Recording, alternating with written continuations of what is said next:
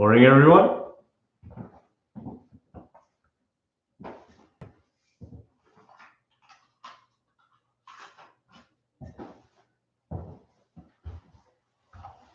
How are we doing? Questions? Morning, Tony.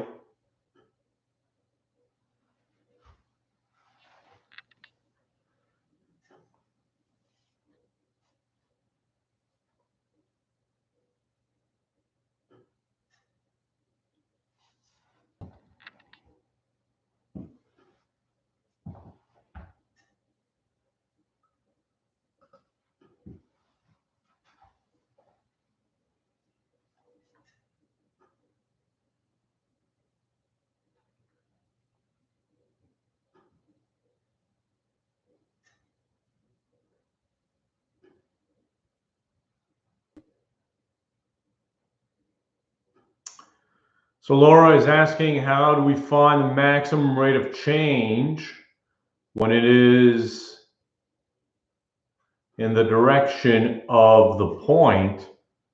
What does that mean? I don't know what that means. If you are looking for the rate of change in the direction of a point, then it may or may not be the maximum. I mean, you don't have any control over that. It is the rate of change, and that's it.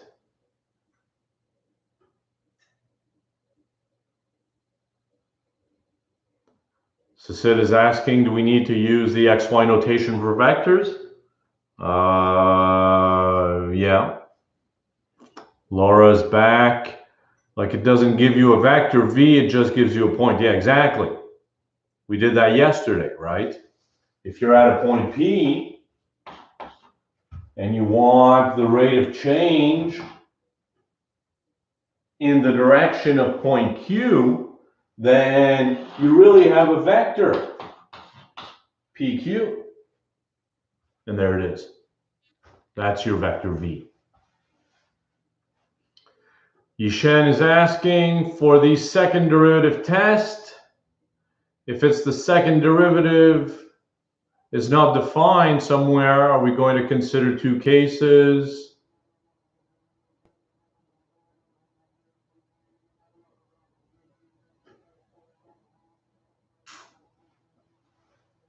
I'll be back in a moment.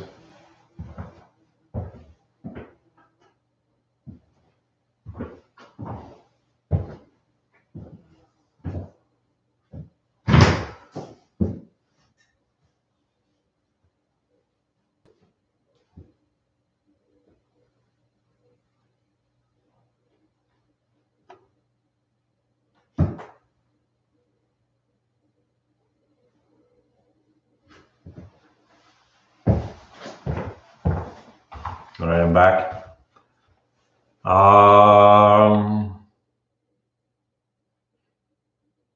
So for the second derivative test, you need fx and fy to be 0.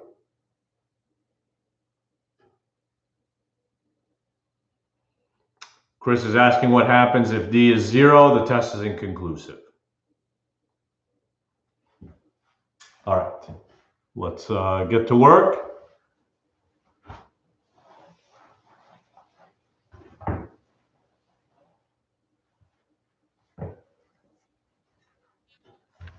Questions on derivative, partial derivatives, Lagrange multipliers that we've been looking at yesterday, right? All in our quest to extend the notions of calculus to higher dimensions. What we're going to do now is extend integration. In Cal 2, we were integrating over an interval And we saw that the integral, represented the area underneath the graph. We did a whole Riemann sum evaluation and so on and so on. We can extend that immediately to higher dimensions.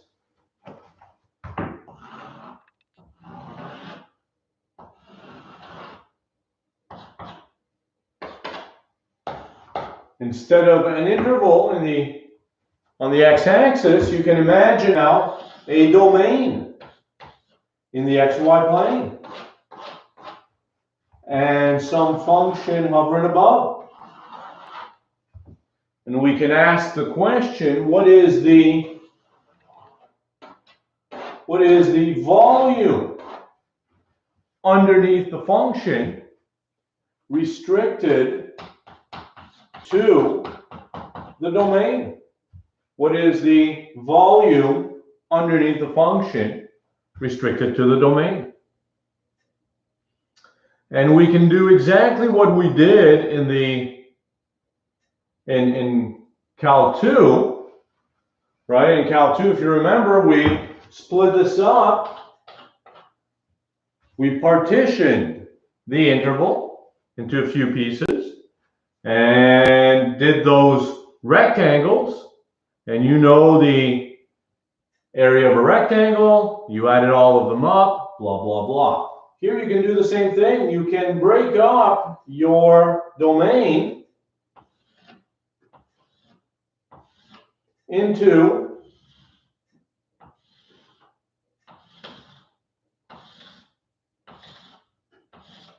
rectangles of width delta x and of length delta y. So the area of each rectangle in the xy plane is delta x times delta y. And then choose a point, like you did in each subinterval. Choose a point, look at its image, and now draw the box of height, right? If you take a point here, maybe a point xi star, yj star. Look at its image, which is the height, f of xi star, yj star. And add all of these things up. Add over I and j, f of xi star, yj star. That's the height of the box, times the length, times the width. And there you go. If you add all of those up over all of these and all of those, right? So over I and j, or this is really a double sum, over I and over j, you have a Riemann sum again. And the volume is going to be approximately equal to that, right? This is going to be an approximation to the volume underneath the function. And as delta y and delta x get smaller and smaller, you get a better and better approximation. And in the same way that the Riemann sum converges to the actual area under the graph, here you get a double integral function dy dx.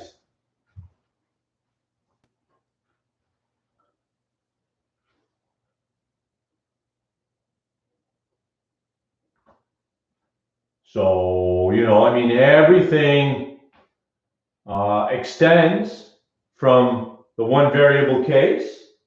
A function is said to be Riemann integrable if this Riemann sum converges to the same value regardless of which xi star and yj star you take in each subinterval. Does the order of I and j matter? Right? It's a valid question. What if we had set this up?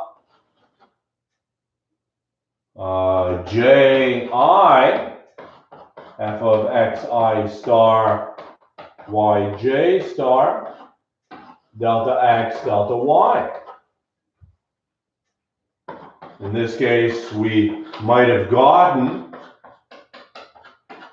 dx dy.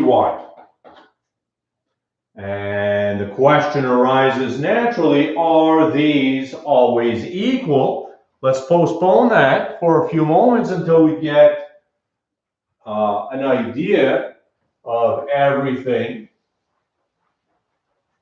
But we will answer that momentarily. What I want to discuss now is the fact that you know how to differentiate functions of several variables, right? You just leave all the other variables as constant. So integration with respect to several variables will follow the same idea. If you integrate with respect to y, all the other variables are kept constant or treated as constant. Same when you are integrating with respect to x. So the point of multiple integrals is not to learn how to integrate again. You know exactly how to integrate. The point is setting up the integral properly. That's going to be the key here. Quinn is asking, so we would integrate first in terms of x and then in terms of y. In this case here, right? You would integrate first in terms of x and then in terms of y, or here, y first and then x. Absolutely. Let's take an immediate example. Before we do that, well, yeah, look, let's take an example.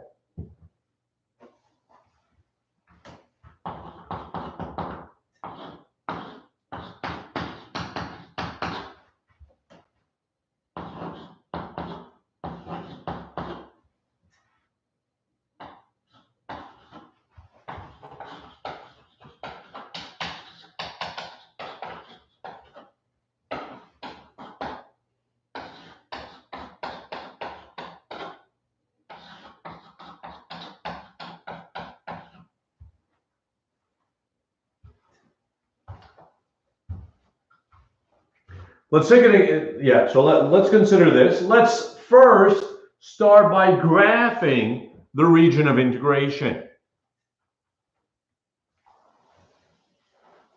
Right? Not the function itself, but just the region we are integrating over.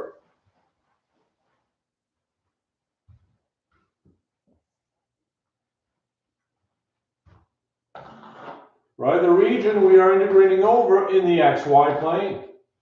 X goes from 0 to 1. Y goes from 0 to pi.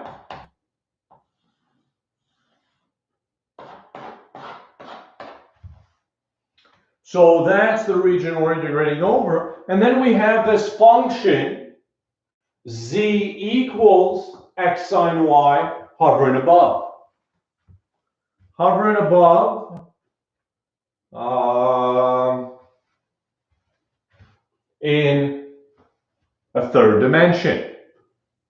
And we're looking for the volume underneath that function restricted to this region.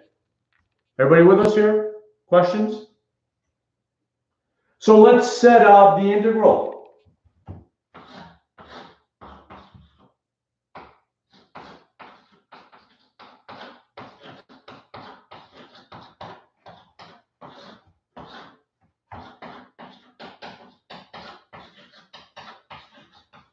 let's set it up. Let's ask the question, how does y vary? Right? You're integrating with respect to y first. This is the first variable. So we integrate from the inside out. So you're integrating with respect to y. How does y vary? If you fix a value of x, right, your region starts living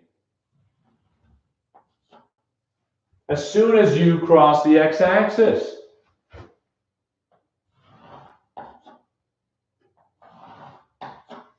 So y goes from 0 to pi. And once you've described y, you can think of projecting this onto the x-axis, and you get the interval 0 to 1. Now, I know what you're thinking. Why did we do that when it was just written right here? Y goes from 0 to pi, x goes from 0 to 1.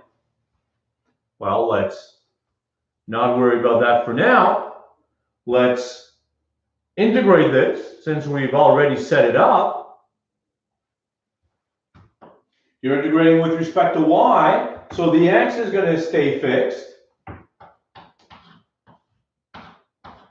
X is constant. Antiderivative of sine y is negative cos y.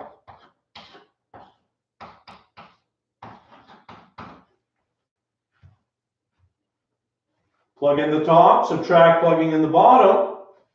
I think we get a 2.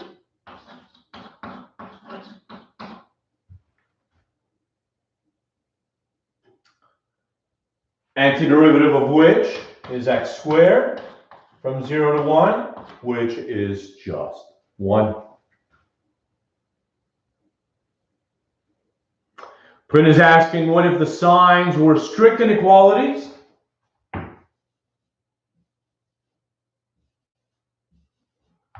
Or maybe a mix? In which case, this 1 would not be included, right? So maybe a dotted line here, and the x-axis might be dotted as well. In the same way that there is no area underneath 1 point, right? The integral from a to a is 0. There is no volume underneath 1 line. So whether or not they are strict inequalities or less than or equal to makes absolutely no difference to the answer. There is no area underneath 1 line. I mean, no volume underneath 1 line. So it doesn't matter.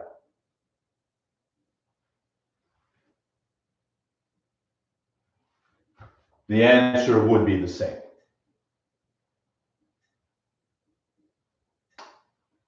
Now here's my question. This was an easy enough question to do. What if we wanted only half the square? And I don't mean top or bottom half, or I don't mean left or right half. What if we cut it down the middle? What if we only wanted the top half right here?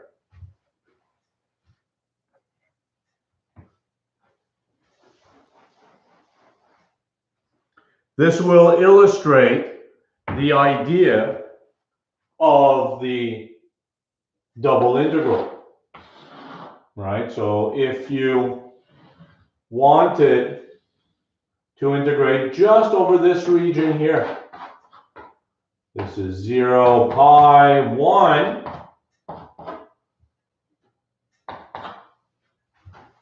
First, let's ask the question, what is this line? This line is the line y equals.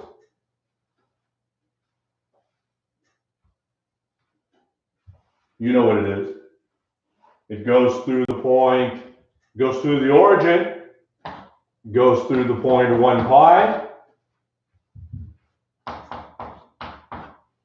It is a line y equals pi x. Is that correct?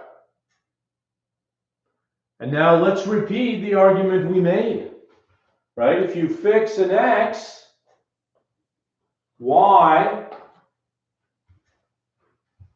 so if you fix a value x, y starts living as soon as you hit that and continues.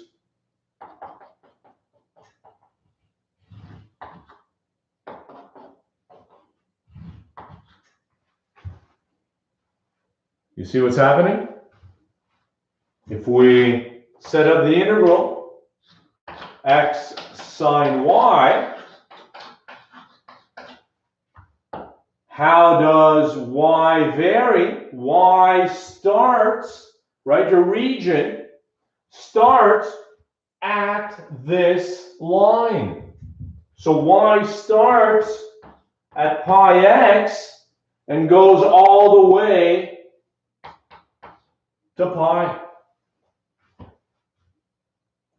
Once the y has been described, think of projecting everything back to the x-axis. Think of shining a light. What would the shadow cast by this object be? Right here, the interval 0 to 1. Or alternately, for any number between 0 and 1, your region lives in here. So this is the setup. Valentina is asking, can you just do 2 integrals and then subtract? What 2 integrals are you referring to? Tell us, maybe.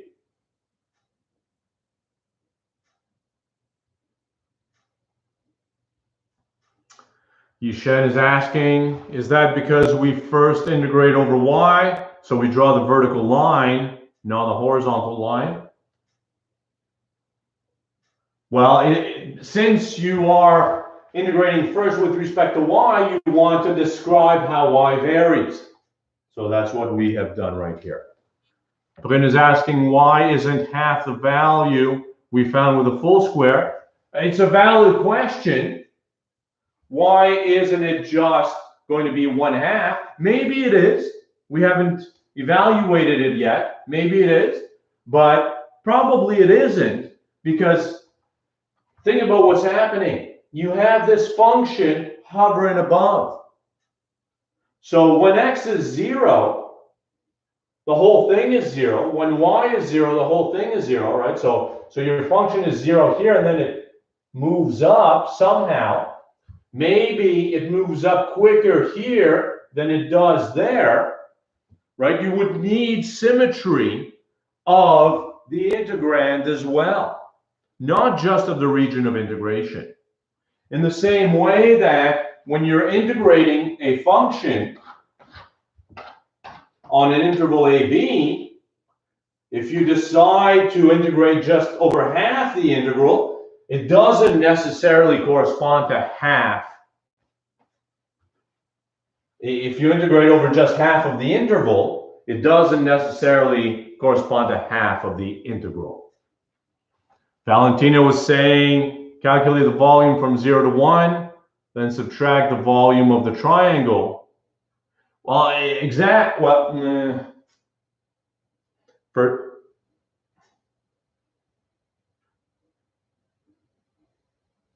so are you saying this whole integral minus this one right here? I suspect that that's what Valentina means. And yes, that is fine, right? By properties of the integral, in the same way that the integral over this region is the integral over AB minus this one, you could do that. Absolutely. Tony is asking, why does x not go from 0 to y over pi?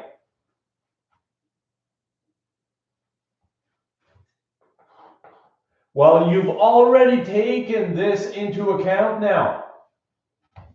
There's no need to do it twice.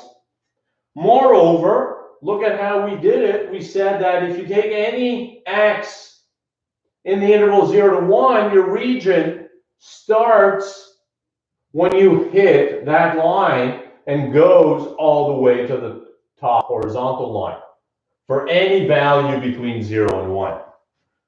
So short answer, you don't want to use y over pi. Again, you've already taken it into account.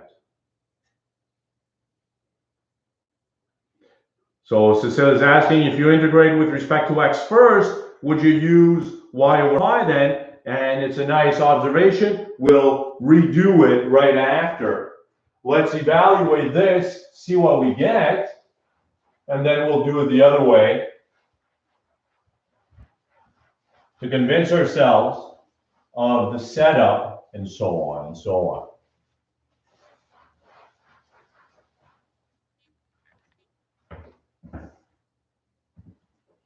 So if we integrate with respect to pi, to y, x is fixed, negative cos y from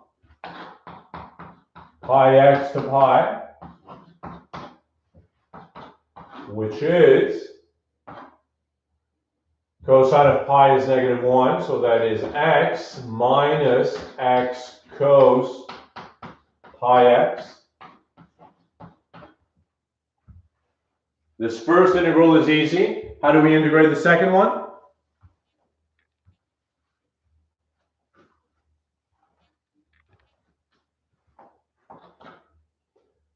In fact, this is so easy you can do that in your head.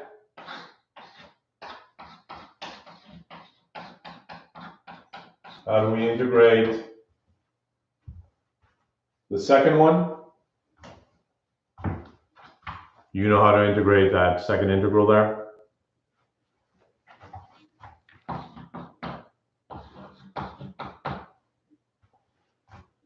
Everyone? Integration by parts? Yes, thank you, Tony. So u is x, dv is cosine pi x dx, du is dx, and v is 1 over pi sine pi x.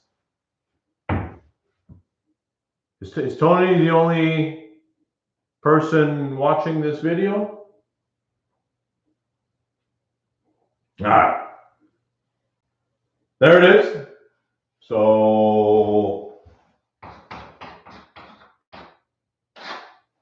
uv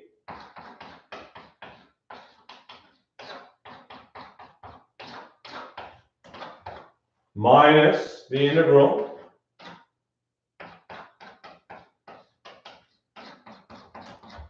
of v du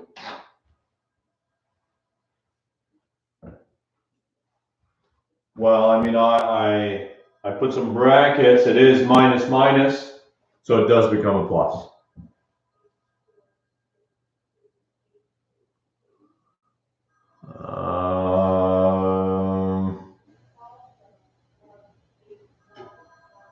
I'm not sure, Carl. X plus cosine pi x. Oh, right here. Minus minus, thank you. It's a plus, plus, plus, thank you. Absolutely, yes. Thank you, Carl.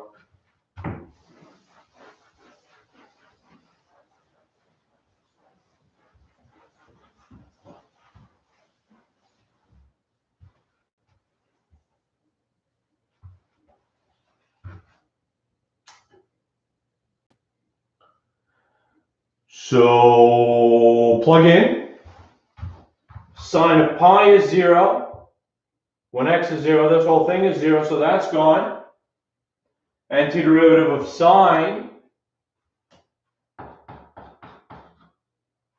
is negative cos, so that is 1 over pi squared. Cos of pi x from 0 to 1.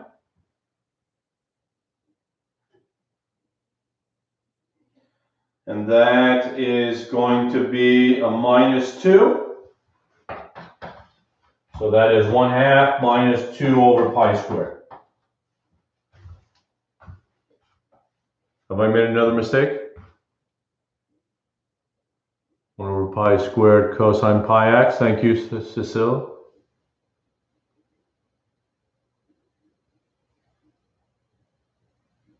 All right. I think that's right. But as previously suggested, well, I mean, I've rubbed it off now, but let's do it again.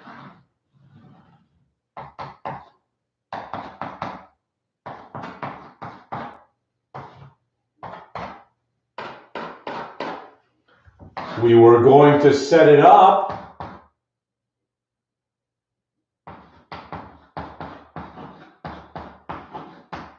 dx dy instead. Let's set up the integral dx dy, see what happens. Is it the same?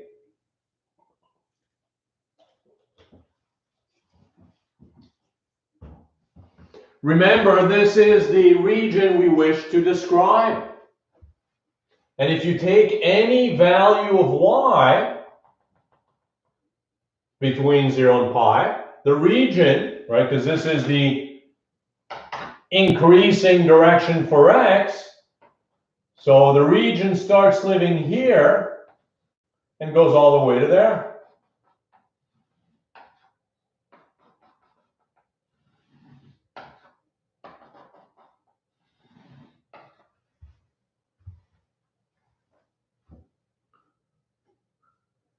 Amar is asking if it's similar to mixed partial fractions.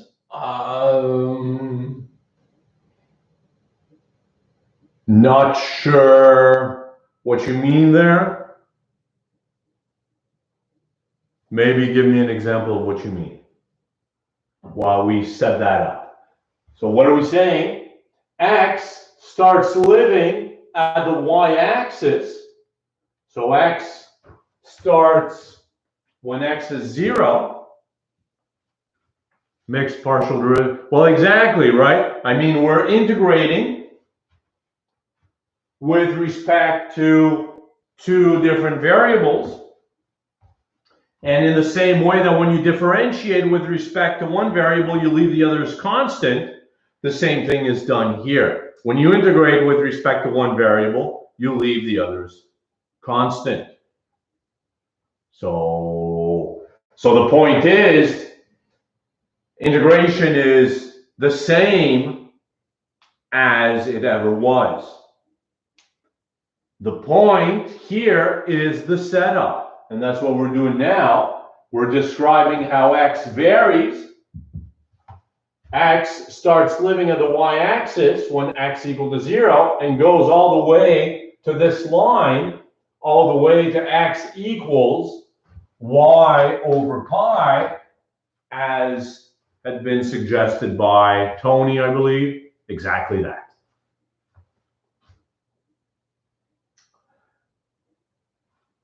And this is valid for any y between 0 and pi. Or, again, if you think of projecting this region onto the y-axis, you get 0 to pi.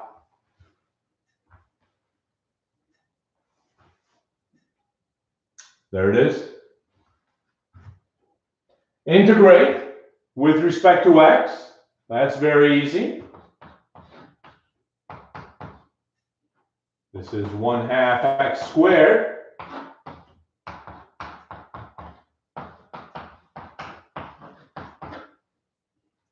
Which is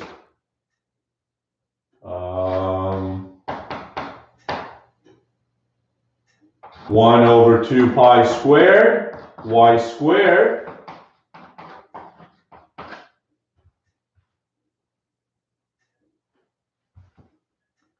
How would we project? The idea of projecting is, think of shining a bright light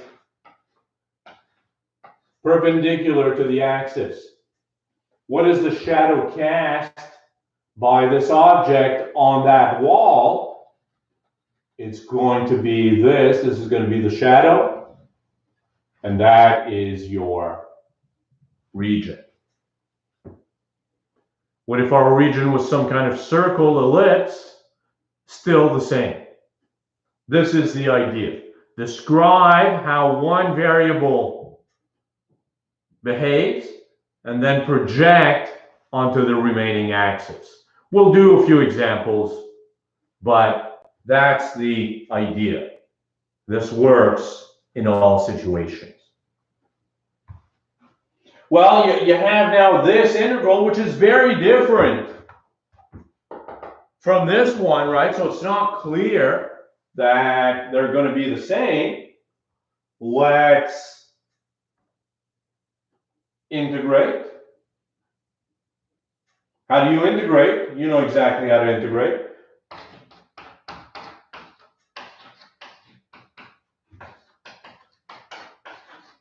Integration by parts twice.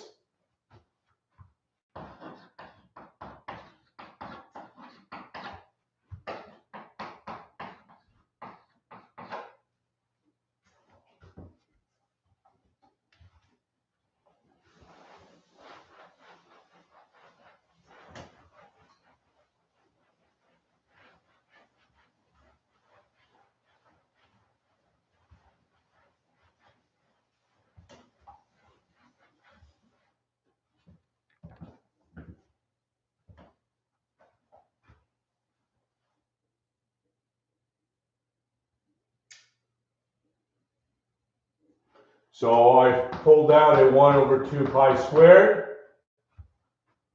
What do we get? UV minus y squared cos between 0 and pi. Minus minus 2y cos.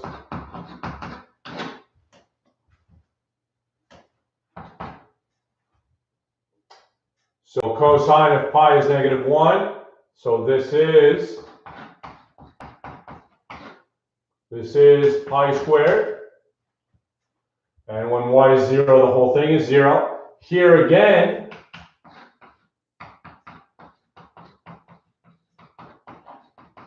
integration by parts is called for.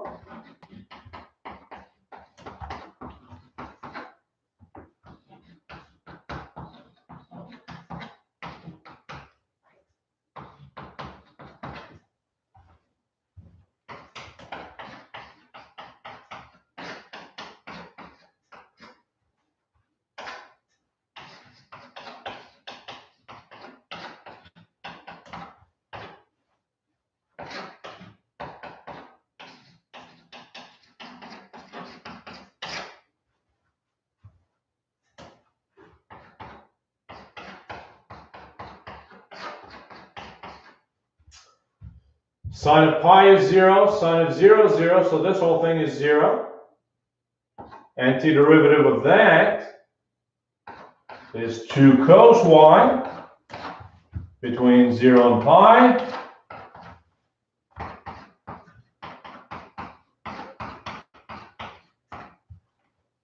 Cosine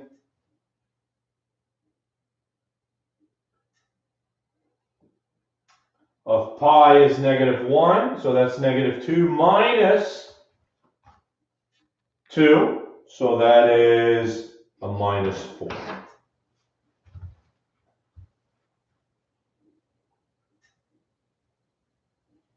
Which is 1/2 minus 2 over pi squared, which is that what we had before?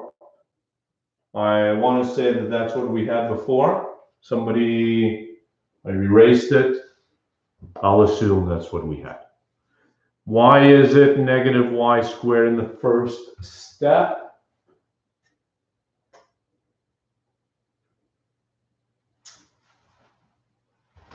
You mean over here? That is uv. I'm doing integration by parts here. uv. Thank you.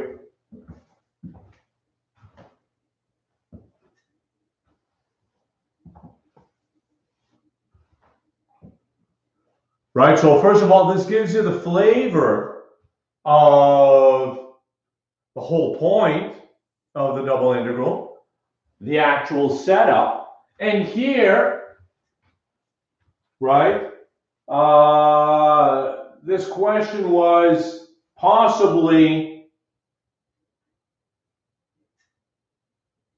general enough for you to conclude that the integral dx dy is the same as the integral dy dx. Let's do a few more though, just to see what happens.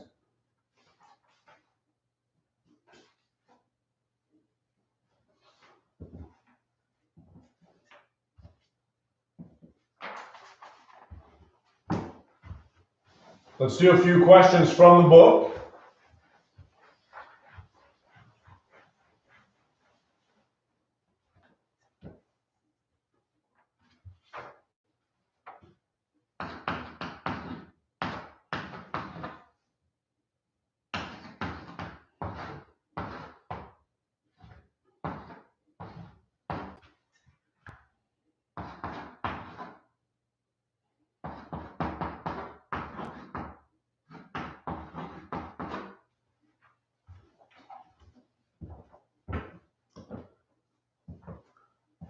So Amar is asking, is the integral always equal regardless of what we're integrating with respect to first?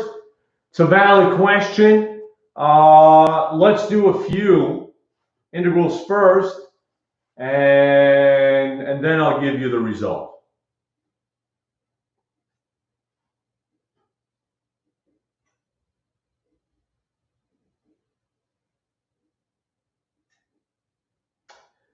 So here it is. First, from the integral, can we go back? Quinn is asking, is it due to odd or even functions? That will play a major role in double and triple integrals, absolutely. We're going to discuss that momentarily as well. But before we do anything, the integral is already set up here. Can we work backwards? And what if I asked you, what region are we integrating over here? What is the domain of integration? X is varying from 0 to 2. Y is varying from 0 to 1. We are integrating over this rectangular box.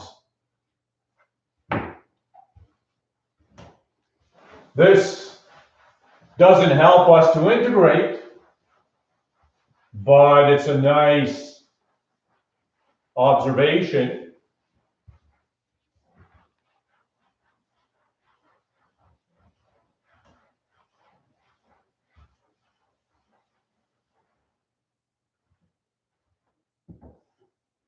There it is.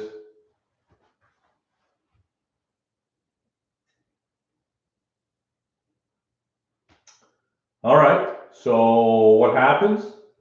We're integrating with respect to x. Integrate.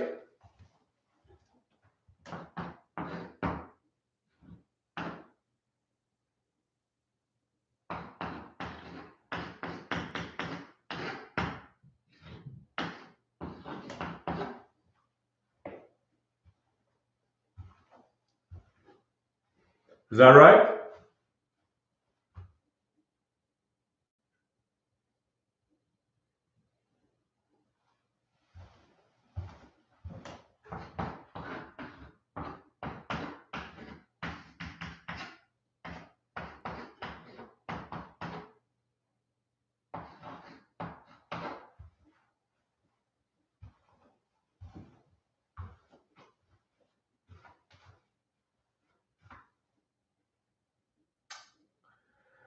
And now you know how to integrate these things. Right? How do we integrate? Integration by parts. Again. So for this one here, u is equal to y. dv is e to the 2 minus y. So du is dy. And v is minus e to the 2 minus y. And for the other one, u is equal to y. dv is e to the negative y.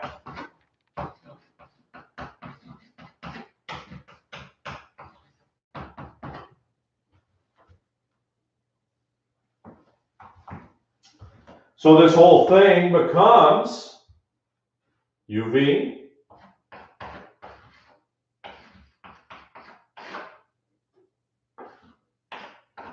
minus the integral of v du minus uv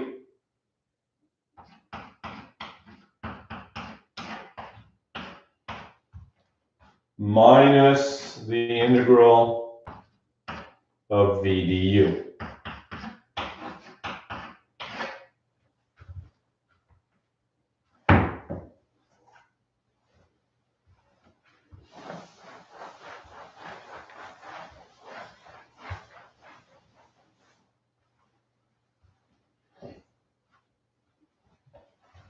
Plug in.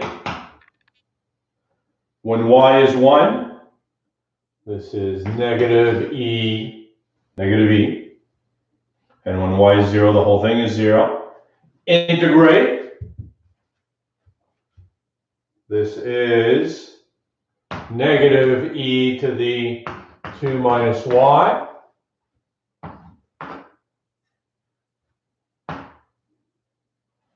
Plug in, and we get negative e to the negative 1. When y is 0, the whole thing is 0. Minus e to the minus y between 0 and 1. So minus e plus e squared.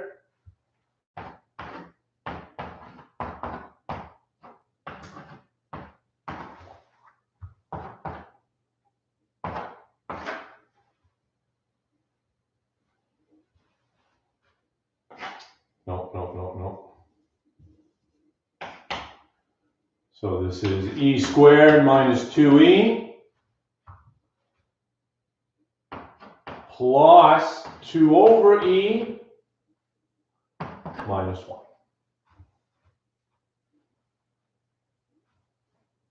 Apparently.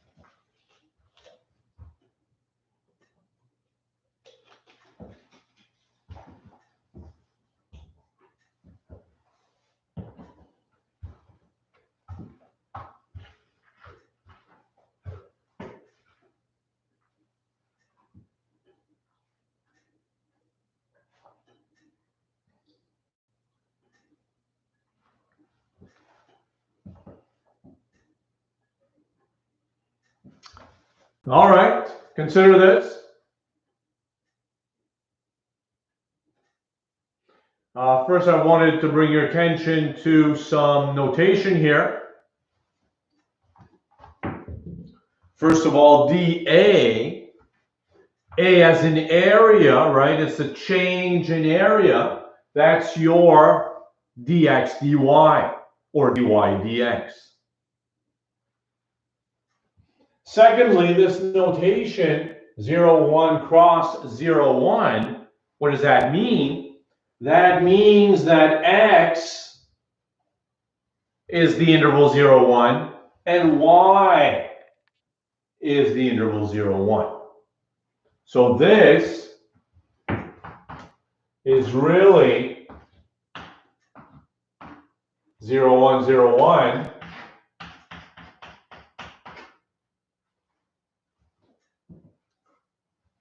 of the integrand.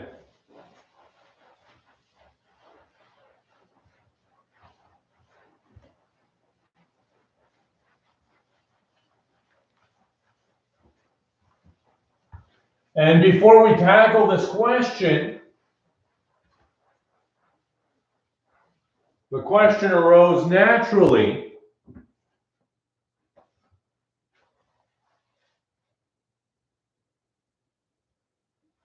Is the integral dy dx always the same as the integral dx dy?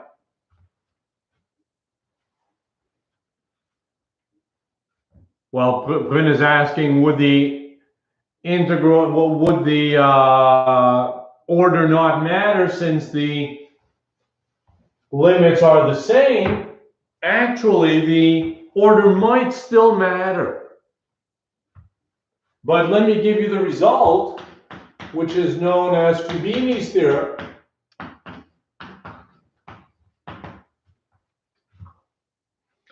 Fubini's theorem tells us that the order does not matter under one condition: if the integral over the region of the absolute value or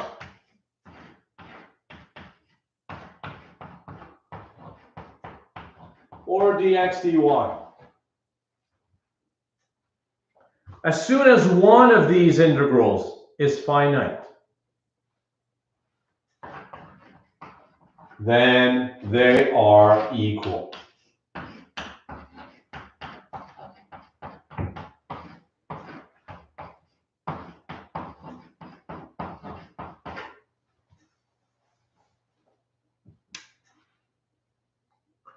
In particular, if your function is continuous and your region is bounded, then the function achieves an absolute max, and so the integral must be finite. The integral must be less than the max times the area of the region. So it has to be finite. Here, you would have an issue if xy was negative 1, right? If the denominator was 0, but in this region, there is 0. This is a continuous function, so it doesn't matter which way you integrate, dx dy or dy dx, it's all the same. So now, you decide what you want to do. Do you want to integrate with respect to y first, or do you want to integrate with respect to x first? It's your decision now. I've already written it dy dx. And well, I mean, let me say this. In this course, we will always assume that you can integrate either way. Because even the simplest example where Fubini's theorem fails is already very difficult. It's difficult to state, it's difficult to prove, But there are cases where the order of integration matters. But as I said, in this course, from now on, we're going to assume the order does not matter and you can do whatever you want. What if y is integrated from -1 to 1? Then that would be an issue. That would be an issue. You would have an improper integral here, and you would have to treat it accordingly. You will not need to prove Fubini's theorem in order to choose your order of integration. We will assume that you can always do both ways, and it always leads to the same answer. So here, let's do the integral dy dx. I'm sure you've done it already.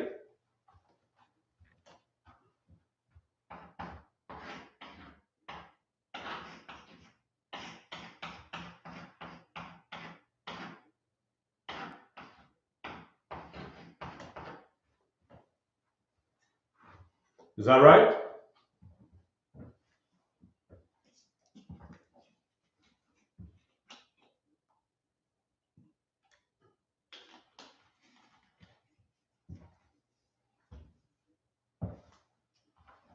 Correct, Tony? If the integral is not improper, you're good to go. There's no worry, and the order of integration does not matter.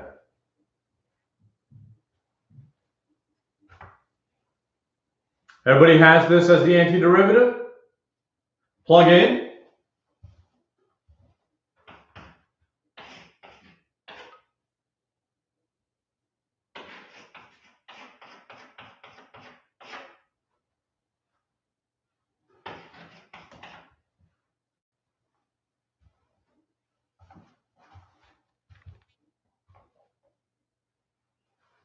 And you know how to integrate that. How do we integrate?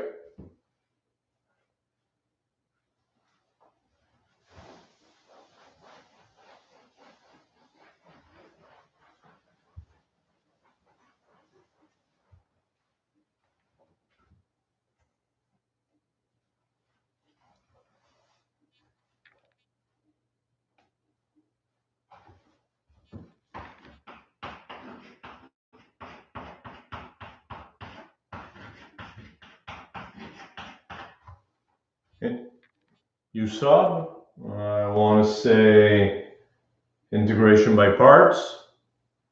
You could have started with U sub, U equals 1 plus x, but then you would have had to do integration by parts afterwards. So might as well just do integration by parts. Du is 1 over 1 plus x dx.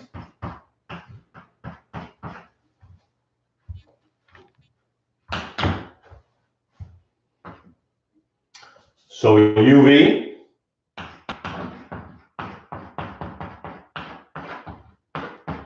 minus the integral of v du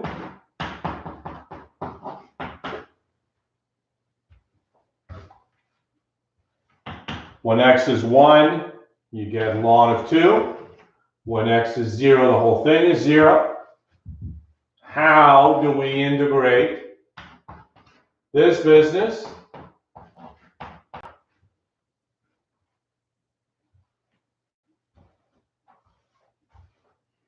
You know how to integrate that. U sub will work. What else could we do?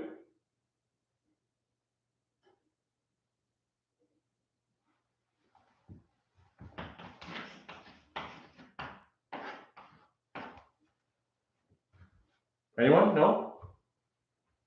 One polynomial divided by another. Add or subtract 1, very nice. Or long division, right? So long division, or if you add and subtract 1, this is 1 minus 1 over 1 plus x.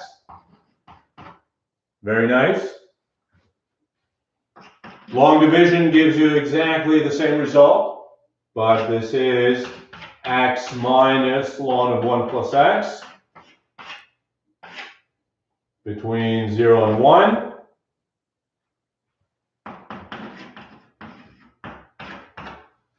When x is 1, you get 1 minus ln 2. When x is 0, that's 0. Ln of 1 is 0. There it is. So this is 2 ln 2 minus 1.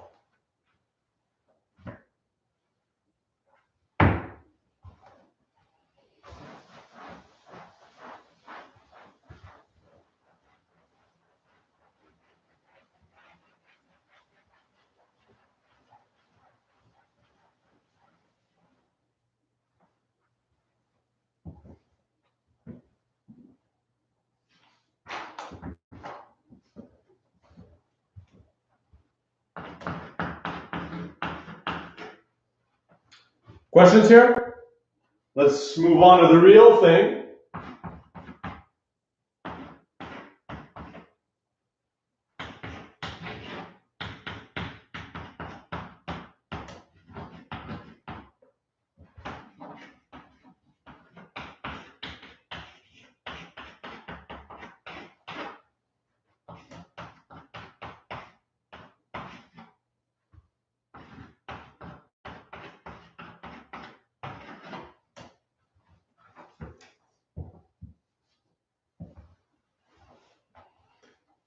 Evan is asking on an exam, do you have to show the whole integration for ln of a linear function, or can you use a formula? No. Show all work on the exam. Show all work. It took you longer to write down that question than actually showing the work. You want to show all the work on the exam. Otherwise, how do we know that you actually did it?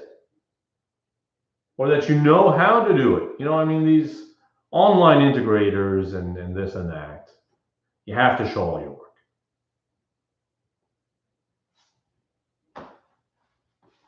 All right, there it is. Well, I mean, here, of course, it gives you all you need, making life very easy. Y goes from 0 to x, right? So y, I mean, you know, let's draw this region here. Y varies from y equals 0, which is the x-axis, all the way to y equals x, which you know to be this straight line.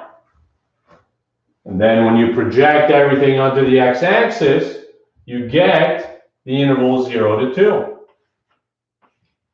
So this is your region D.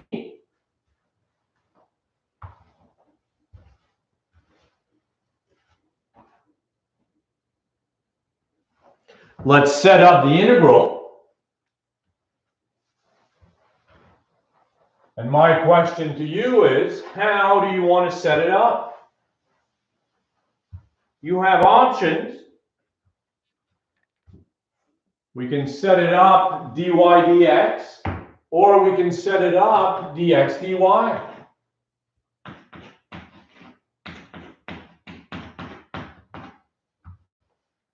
And let's think about this for a moment. If you were to integrate this with respect to x, how would you integrate? How do you find the antiderivative with respect to x? You're going to have to make a trig substitution. It's a lot of work there. If, however, you integrate with respect to y, a simple u substitution does the trick, at least for the first integral. So let's do that and hope for the best. Maybe a miracle happens along the way and we don't have to do a trig sub, but sometimes it's inevitable. We'll see. How does y vary? Y goes from 0 to x.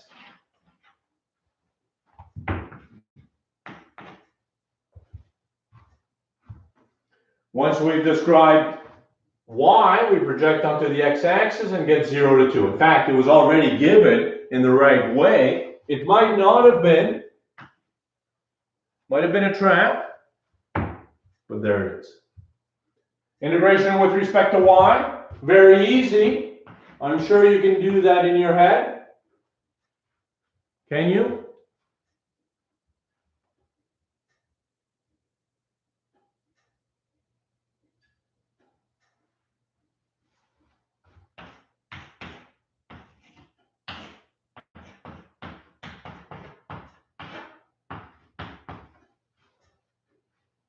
Is that right?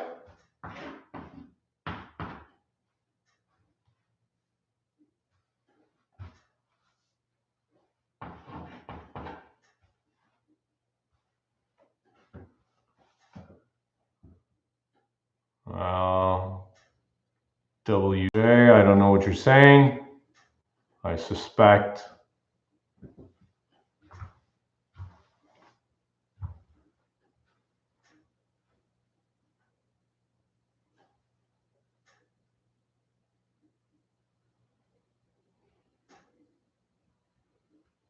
Is this correct for the antiderivative there? Plug in. When y is x, the whole thing is 0. So blah, blah, blah there. You see the miracle happening? We're using u sub, absolutely. Yushen, u sub.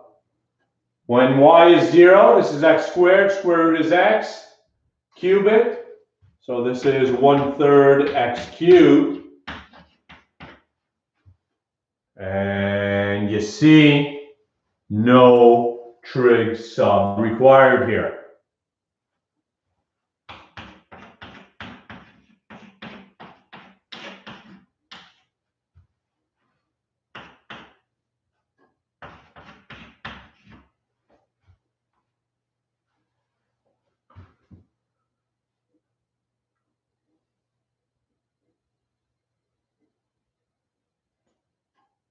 There we go.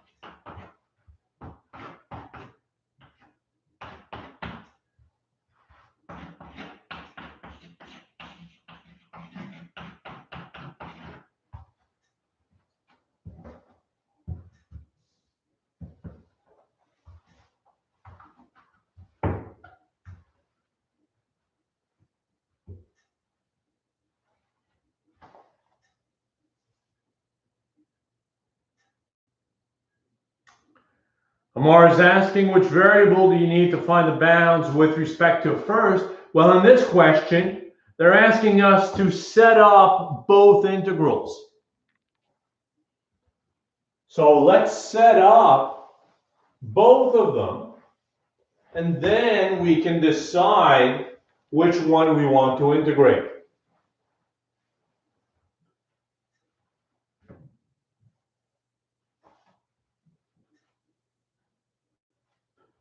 So first, let's draw this. What is the region of integration here? Let's draw that. Y equals x, you know what that looks like. Y equals 4.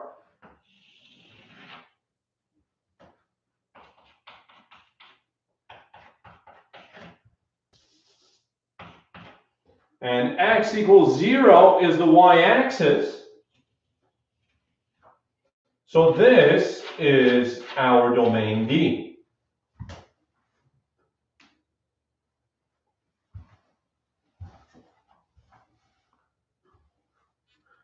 Yishen is asking if we were to integrate with respect to x first in last case. Well, let's say if you were to integrate with respect to x in the last case,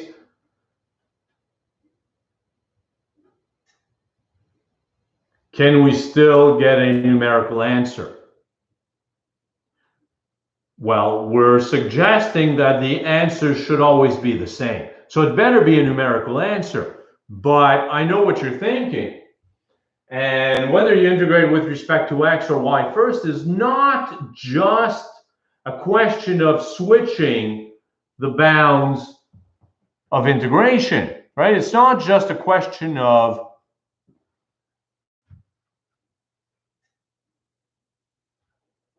well, I mean, let's set it up and you'll see what I'm talking about. So let's set this up.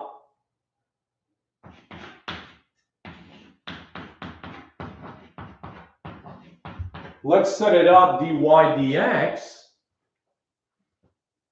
See what happens. How does y vary?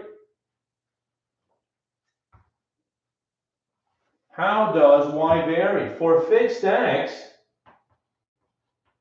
y starts here and goes all the way to there.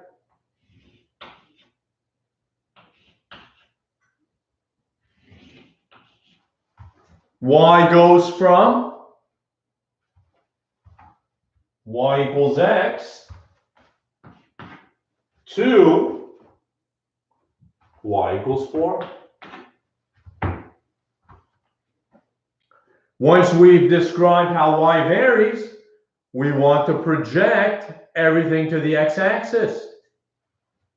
So if you project this down, first of all,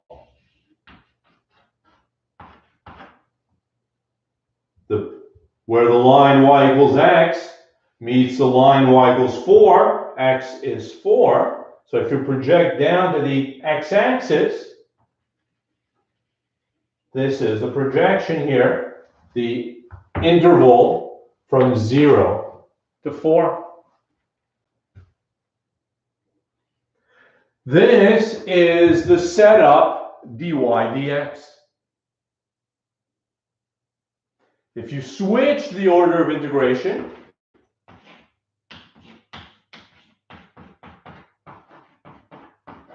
it's not just a question of writing this integral here and that one there. Because if that was the case, as Yishen points out, you would not get a numerical answer. You would get an x in your answer. And that's not what we're looking for. We're looking for a numerical answer. The volume underneath this function restricted to this region, not a function of x. So switching the order of integration is more than just writing this one second and this one first. It's describing how x varies first. And how does x vary? For fixed y, x starts here and goes all the way to there.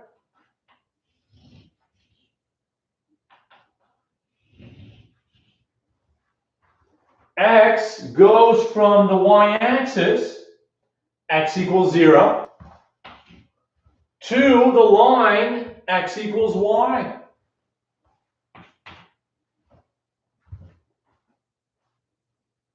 Once x has been described, you project everything to the y-axis.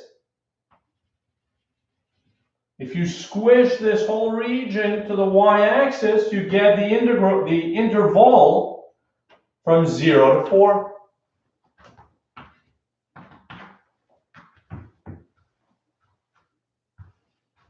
There it is.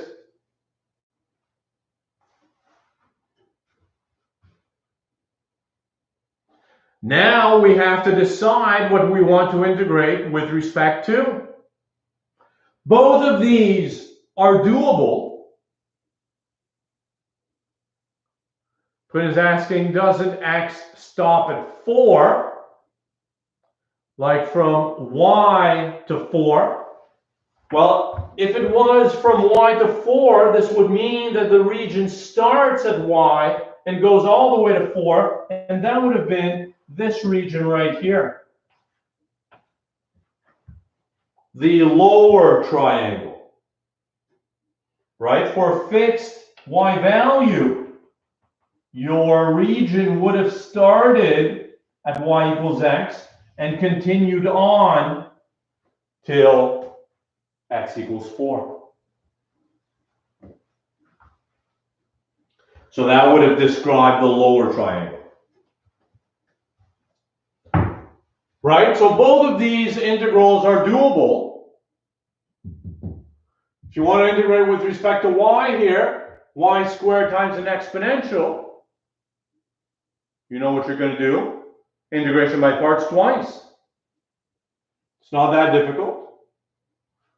If you want to integrate with respect to x first, it's just an exponential. So that's very easy. Let's do that one instead. No need to integrate by parts, at least in the beginning. Sounds like a good plan. Integrate with respect to x. So y is treated as constant, and the antiderivative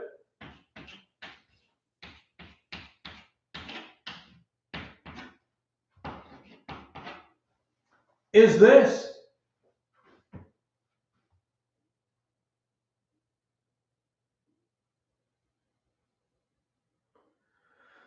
Yishen is asking, in the last case, if we switch the order of integration, the meaning of that won't be the same as the one we found. I'm not sure what you mean by meaning.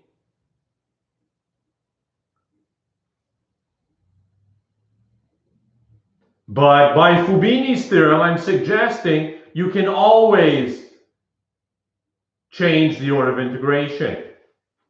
We're evaluating this one, but if you had evaluated that one, you would get the same answer.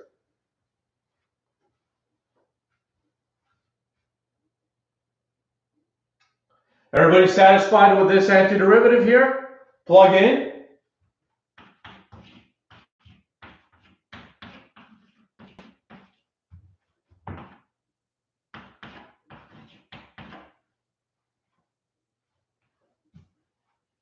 And you see the antidifferentiation again is trivial. No integration by parts, nothing.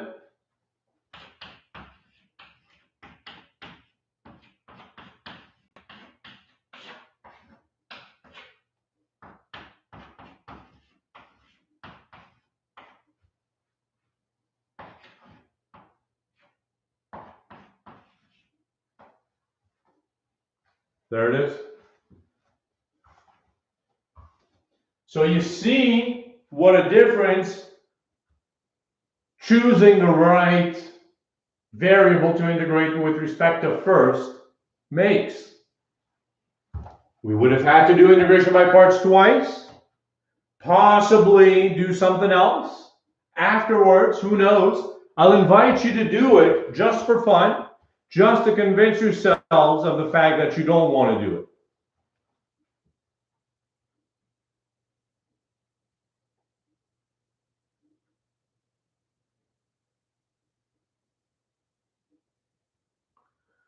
Exactly that, Yishen. If you do switch the order, you get the same answer. And again, I'm inviting you to evaluate this.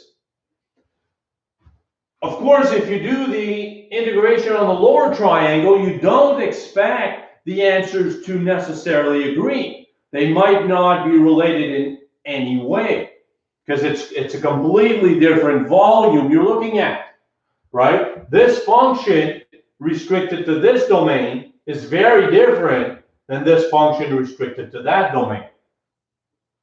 They are not the same. So you don't expect the integrals to be the same. That's not what we mean by order of integration. By order of integration, we mean this: whether you decide to integrate it with respect to y first or x.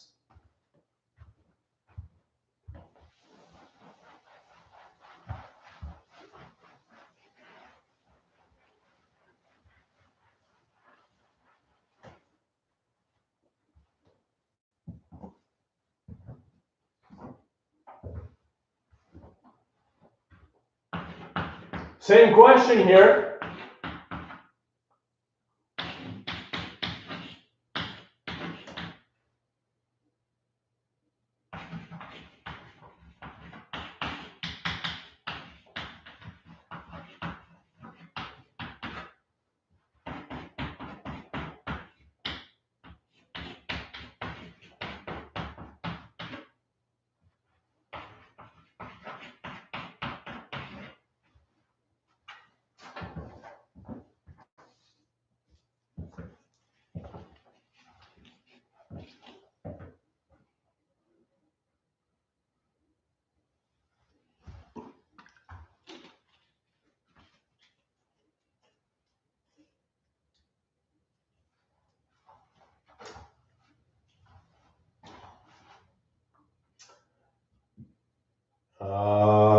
Somebody's asking why this y here doesn't it disappear when you plug in 0. Remember that these limits are limits for x. So it's x equals 0 and x equals y that you're plugging in. And when x is 0, this is 0, e to the 0 is 1, you still have the y.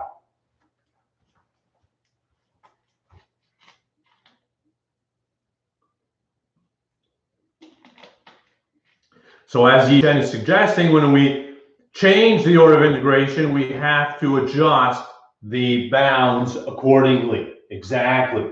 And you see that there isn't necessarily a relationship between these bounds and that one. While maybe you're thinking it's 0, 4, 0, 4, this is purely coincidental.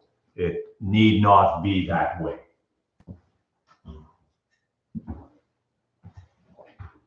Let's illustrate with this example. And I suspect that the bounds will be completely different. Maybe. I don't know. We'll see.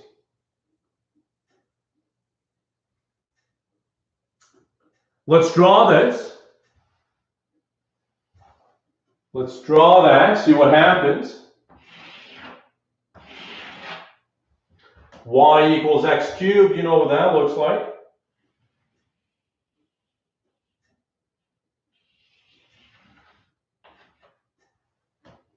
Y equals 2x plus 4.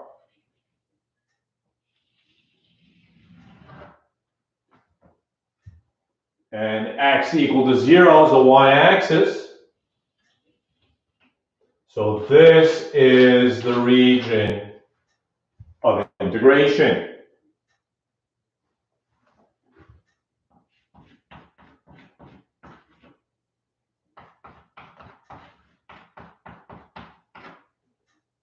Do we see where these two intersect? It's not immediately clear, but trial and error tells you that they intersect when x is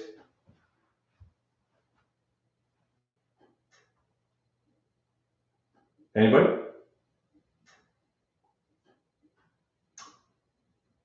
You know where. 2, thank you.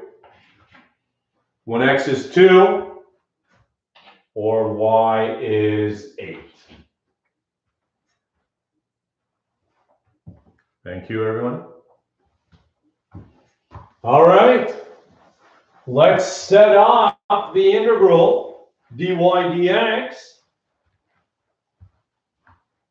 Right, the question, same question as before. They want us to set it up both ways and then decide What if it's x squared instead of x cubed? How can we decide? Well, yeah. If it's x squared instead of x cubed, then it would, well, I mean, then perhaps you might not have had this x equal to 0. So it might have been the whole region. Or if you did have x equal to 0, then you actually could not determine if it was the left-hand side or right-hand side. And this question would not, well, this question would not have been well posed. So then you would have had to, I mean, hopefully on an exam, you don't have this ambiguity. And even in an exercise, this ambiguity should not come up. It's not that you need to do both, it's the question was not well put together.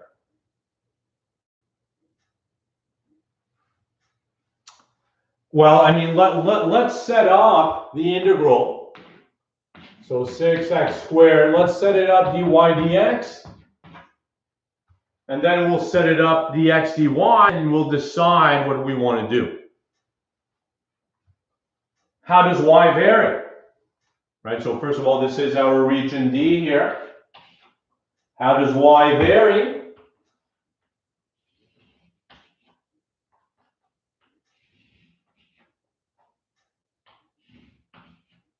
Y goes from, I think we see it, y goes from x cubed to 2x plus 4.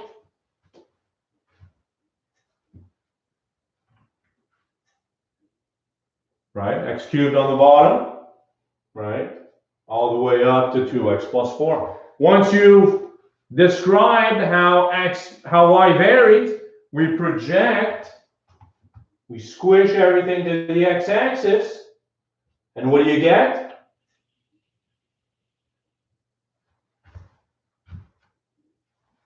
Zero to 2.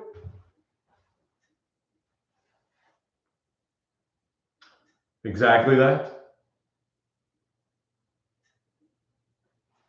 Let's set it up dx dy instead. See how that differs?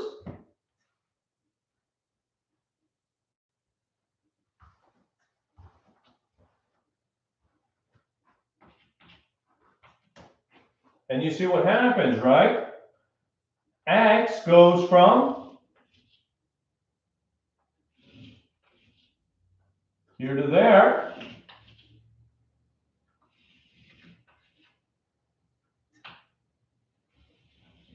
For a while.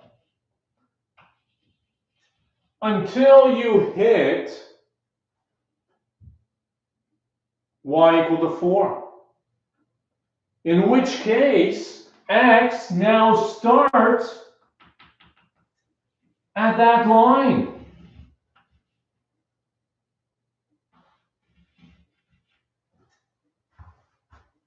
So you see what's happening. If you decide to integrate with respect to x first, you have to break it up into two pieces.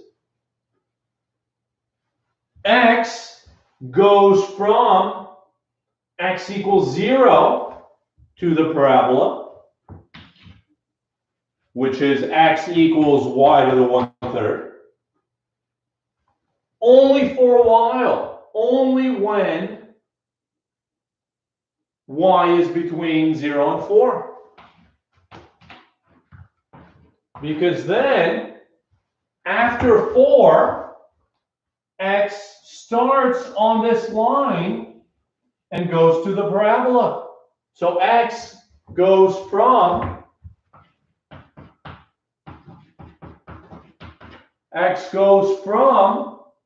y minus 4 over 2 to the parabola again.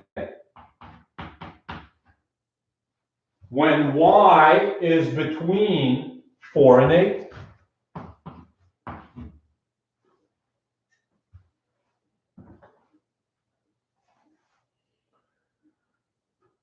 So you see here, if you are integrating with respect to x first, you have to split up the integral into two pieces. There's no way to describe this in a single integral.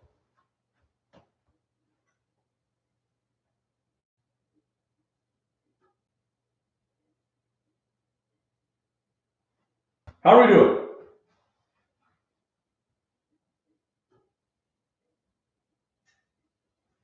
So obviously we're very lazy and we're going to do the first integral. We're already cutting our work down by half. Let's integrate. And there is no y. Beautiful. So there's even less work to do.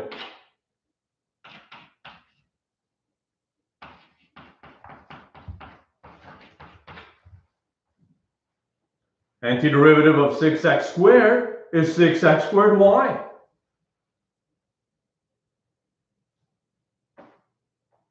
Plug in.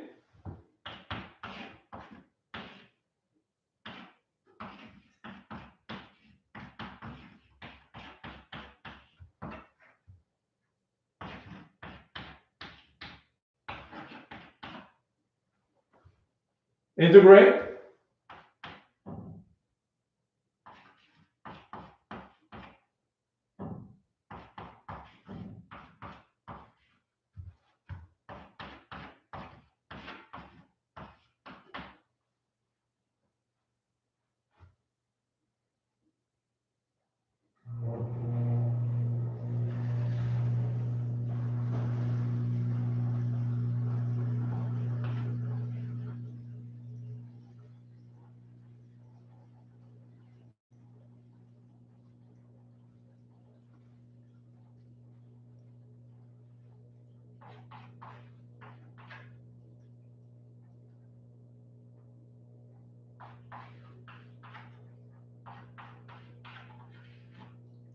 $48? Is that correct?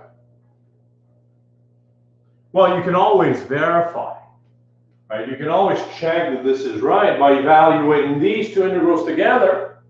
They better give you 48 as well.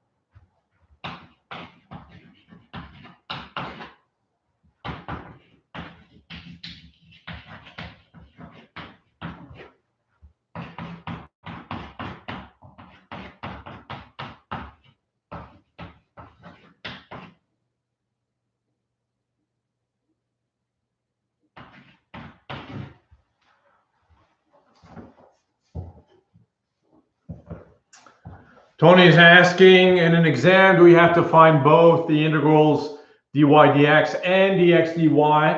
Not unless they're asking specifically for it. In these questions, the previous two questions were asking us to set up the integrals dx dy and dy dx, and then to integrate one of them, which is what we did. But now, the questions are no longer asking that. Here they're just asking us to evaluate this integral. So we don't have to set it up both ways. All we have to do is decide which way we want to go.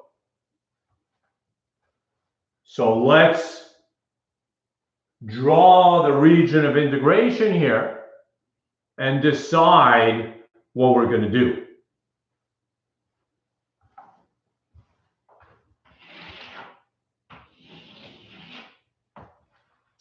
Y equals x cubed, we actually just drew that. We have this. Y equals x, straight line. and x bigger than or equal to 0 this side. So we are just looking at this region here. Right, the region between the two, there it is. This is y equals x cubed, y equals x. And of course, they intersect at the origin and as well when x and y are both 1. Let's set up the integral. And here I suspect it's just as easy doing one versus the other. So we'll set it up dy dx.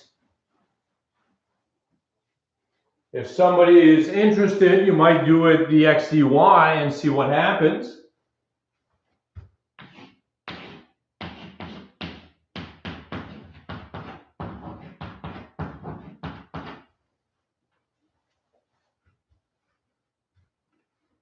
Let's set it up dy dx. How does y vary? Y goes from here to there.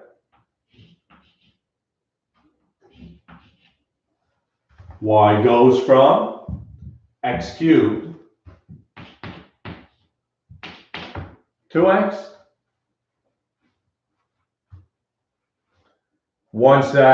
Once y has been described, we project everything down to the x-axis, and we get the interval 0 to 1.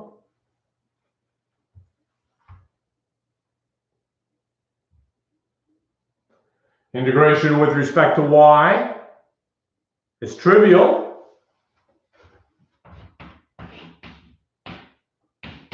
X squared y plus y squared.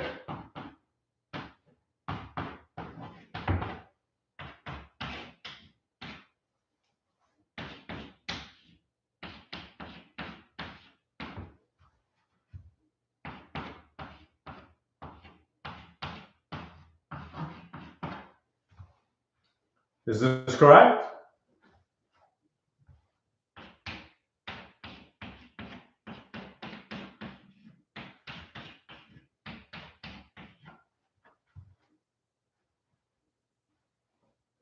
There it is.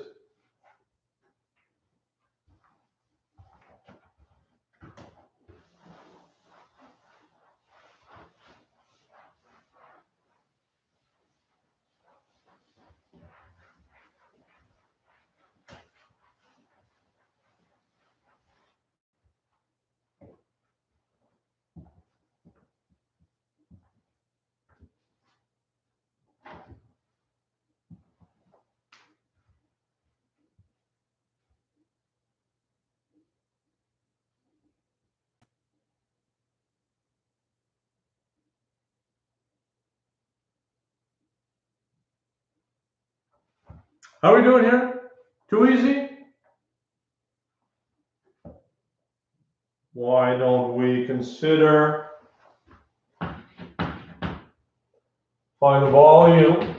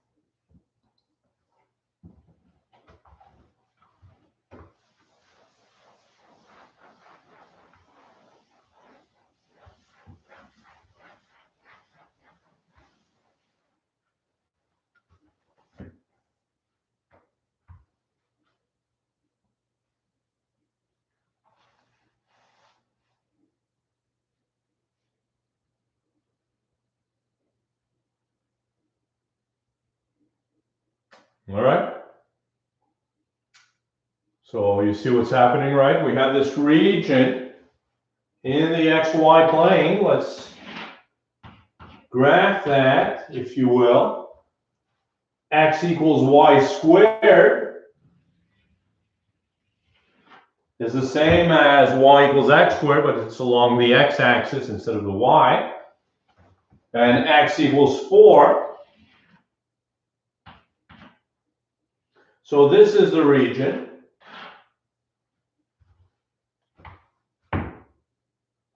In the xy plane, and then we have this function hovering above in the z direction, and we're looking for the volume under that restricted to that region.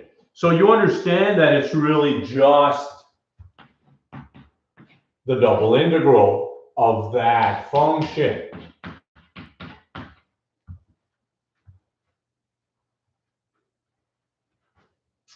The question is, what do we want to do? Do we want to integrate dx dy or dy dx? You tell me. Whatever you want to do, we'll do it. I suspect it might be a bit easier to do dx dy.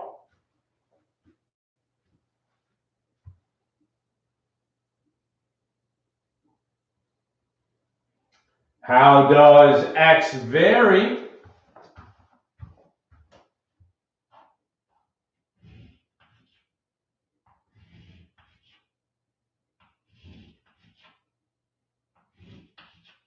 X goes from, we'll go with dx dy, I've already written it on the board, but if you want to do dy dx, go ahead and we can compare our answers and compare how easier one method was versus the other.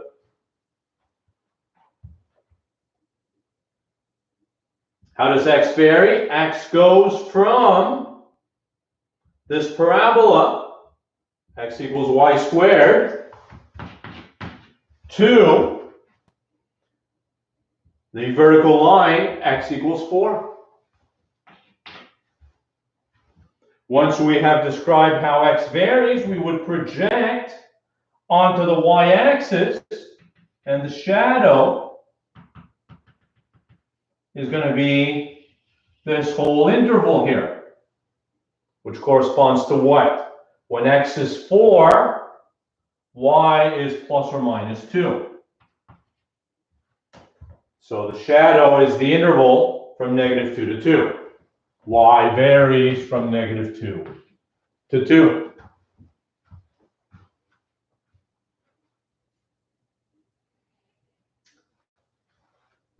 Integrate with respect to x. This is going to be x plus 1/3 x cubed y squared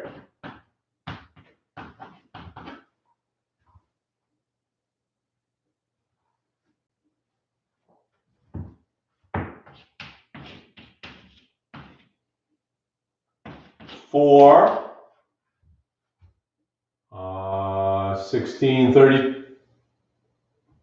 64 over 3y squared. Subtract,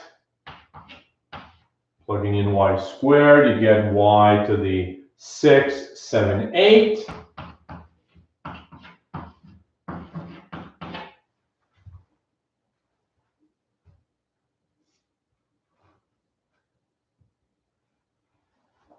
Very good.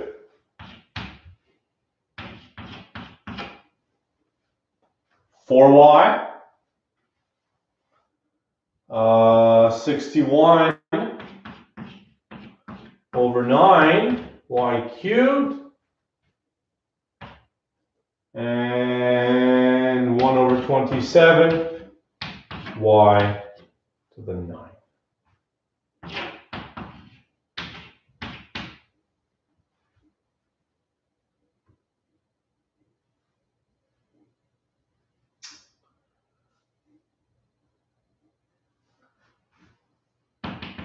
Whatever that is, I'm going to let you work that out. What would be the boundary for y if we do dy dx? Negative root x to root x. Very nice, Ishan. That's exactly it. That's exactly it. And then you would project, right? So, I mean, y would vary from here to there, negative root x to the positive root x. And then you would project onto the x-axis, getting 0 to 4. Very nice.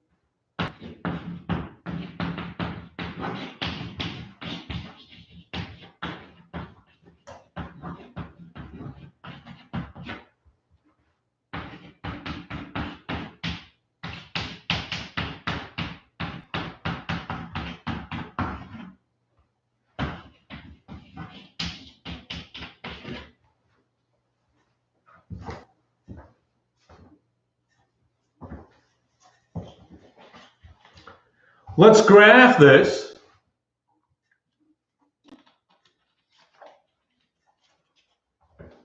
So that we understand what we're talking about.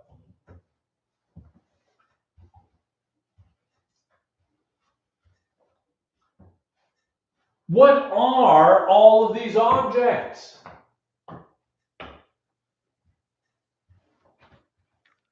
You know what those are. You recognize these.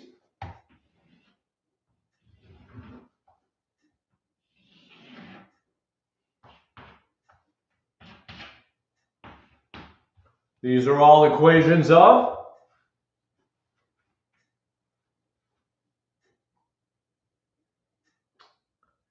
linear equations. Not the actual answer I was looking for, but these are all equations of planes. Right? All of these objects are planes.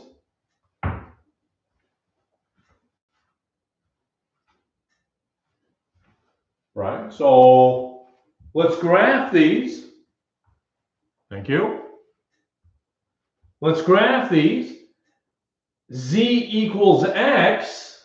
Well, that's a line in the xz plane. But again, there's no y specified. Right? So think of dragging this line in the direction of y.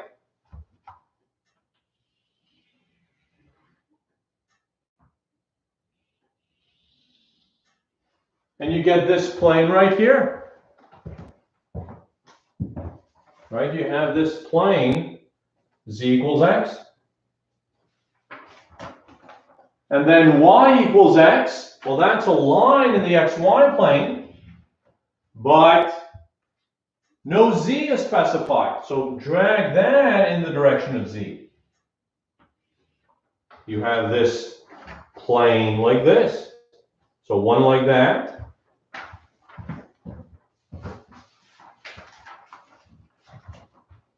Right, one like this. One like that. And then x equals x plus y is equal to 2, or y is equal to 2 minus x. That is a line in the xy plane, but again, no z is specified. So imagine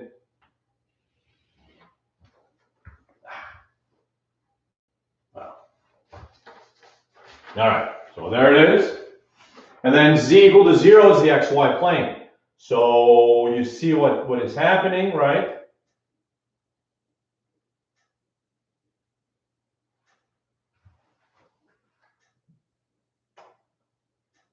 Yeah, what is happening? Right. I mean, I'm artificially stopping this here, but it actually continues on, right?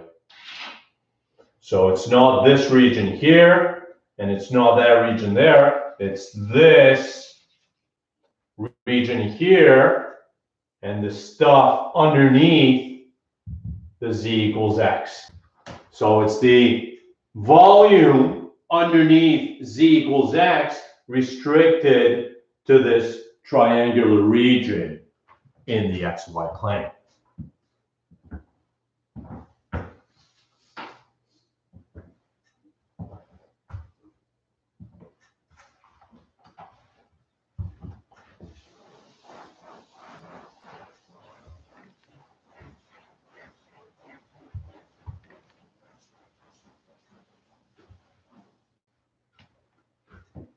So let's set up the volume here. Well, the integrand, that's easy. Integrand is going to be x.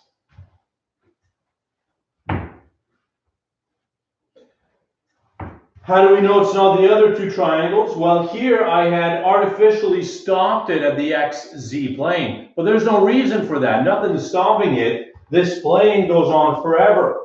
So it goes on forever that way. So here, this region would be infinite.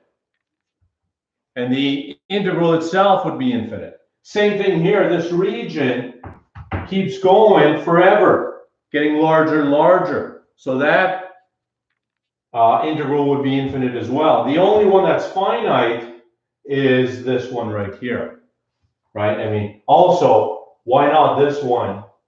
But again, those two planes continue on forever, so the volume would be infinite. How do we know that it's limited to the xy triangle? In other words, the xy plane, that's the z equal to 0 here. Z equals 0 is the xy plane, so you don't want to go beneath that.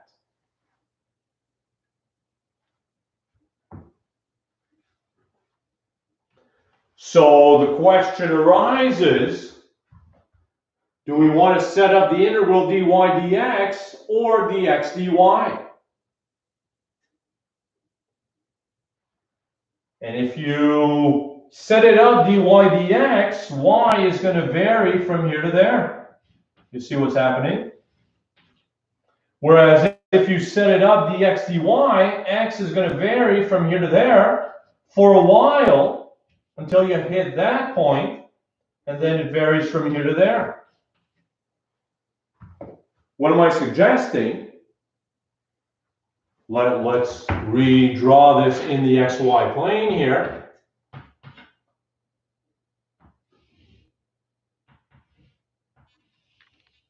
This is y equals x, and this is y equals 2 minus x. I'm suggesting that if you set it up dx dy, x is going to vary from 0 to y for a while until you hit this point, and then it varies from 0 to 2 minus y. So you have to split it up into two regions. Instead, if you set it up dy dx, y always varies from the bottom line to the top line. Y always goes from x to 2 minus x. So you don't have to split it up. That's what you want to do. Unless the integrand had been difficult, in which case splitting it up might have been the necessary evil here. But integrand is trivial, so dy dx is the way to go. Once you have described how y varies, you want to project onto the x-axis. What is the shadow cast by this object? That will depend on this point right here. The intersection of the two, which occurs when x is easily seen to be 1. So if you collapse this onto the x-axis, you get the integral from 0 to 1. Integrate.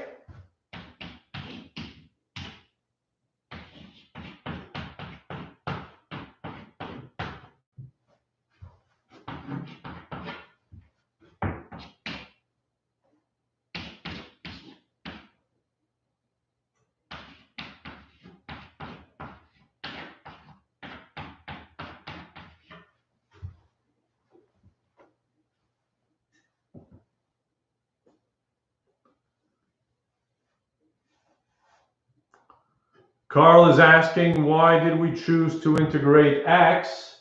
I'm not sure what you mean here.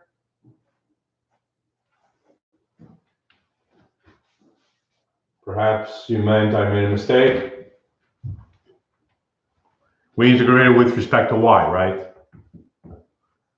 But if it's not just the xy plane, say we have, yeah. Well, I mean, look, Yishen, we have to adapt, right? Every single question is going to be different, and that's what it is. So if you think of the scenario in the one variable case. Suppose the question was asking for the area between these two functions now.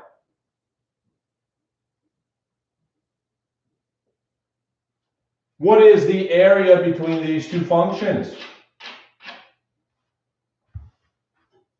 Well, what would you do? In the one variable case, if this was y equals f of x, and the bottom one was y equals g of x, you would do the integral.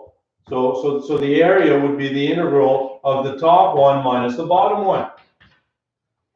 And the same is true here. If you're looking for the volume between two functions, you can do volume of the top minus volume of the bottom. So if you had, instead of z equals 0, if you had z equals minus x minus y, as Yishen is suggesting, the integrand would be this minus x minus y.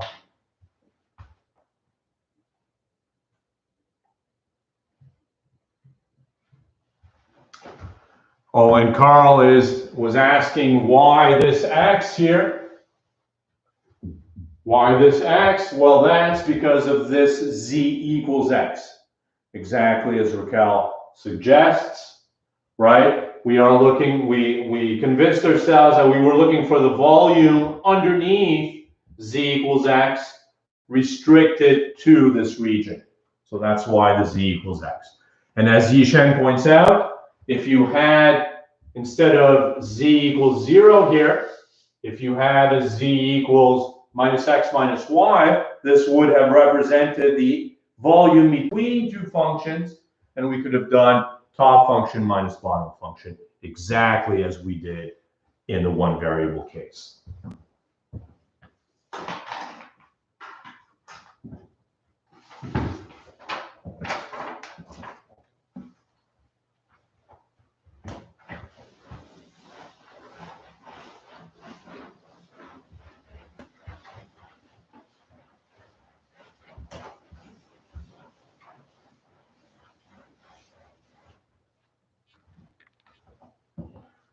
If you integrate with respect to x first, would the integral need to be split up? Absolutely. Absolutely, it absolutely needs to be split up. I've erased it now, but as we suggested, x varies from 0 to y for a while, and then it goes from 0 to 2 minus y for the rest. So you have to split it up.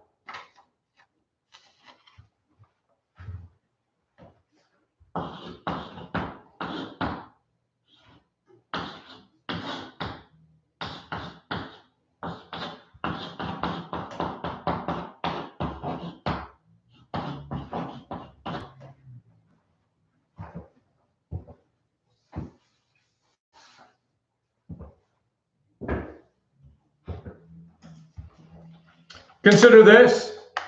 The question is not asking us to integrate or anything.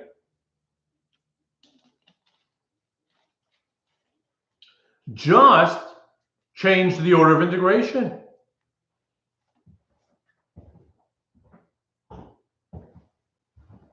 Rewrite this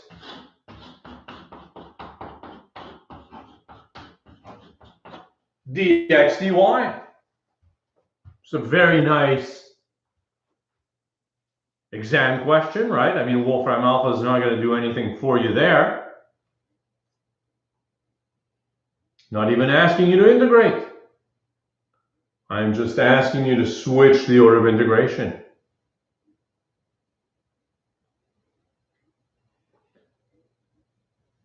We're not even given the domain, but you are. You are given the domain because somebody has already set up the integral for you. And by setting up the integral, they knew what the domain was to begin with, and all the information is contained there. So let's work backwards. Let's work backwards to determine what the domain must have been to begin with. If you fix an x, y is varying from x squared to 4. So you know what y equals x squared looks like.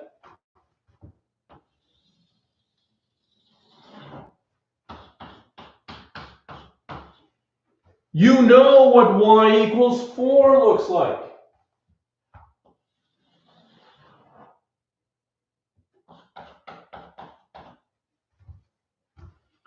So here we're saying y goes from here to there. So y goes from here to there.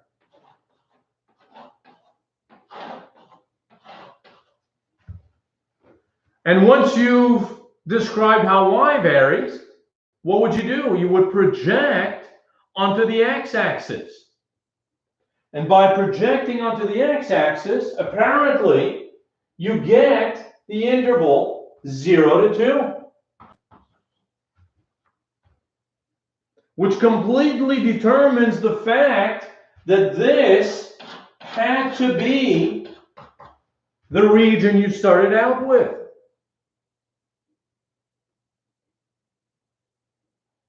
So now with that in mind, let's switch the order of integration. If this is the region you're integrating over, how does x vary?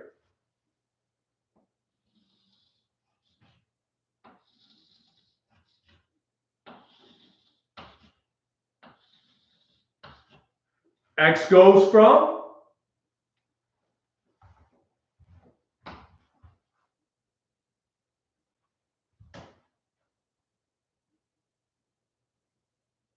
X goes from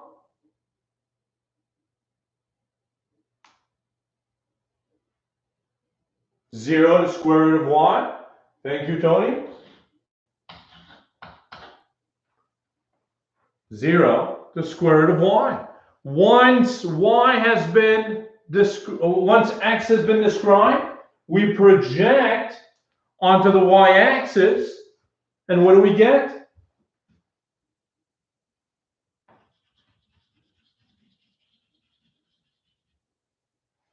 You get 0 to 4. Exactly that, Quinn. There it is. Beautiful. How are we doing?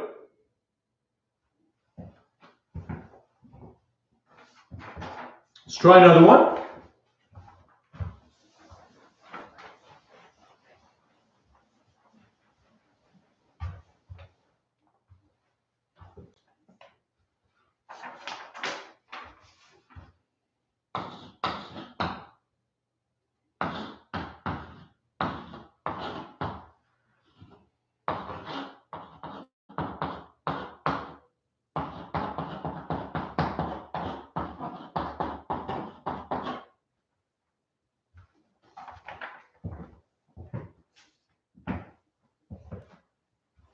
Same thing. Let's not integrate. Let's, we can't because we don't even know what the integrand is. It's some function. Let's switch the order of integration. And before we do so, we're going to need to understand what the domain actually was. X varied from 0 to that. Now, if x is the square root of 4 minus x squared, this is the same as saying x squared plus y squared is equal to 4. So you know that to be part of a circle. X vary from 0 to that. This is the positive, so already you're just in this region.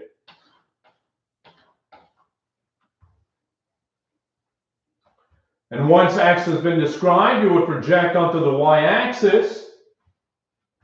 Oh, sorry, I was a bit hasty there, because this is also the positive square root, right? X is positive, so it's this half circle. And so already your domain lives somewhere here. And once x has been described, you would project onto the y-axis. And what do you get? You get the whole thing here from -2 to 2. So this was the domain.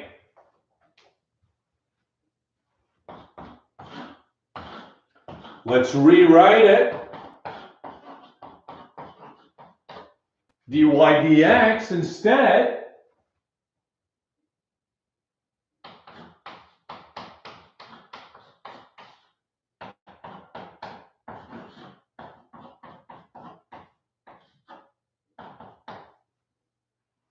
And how does y vary?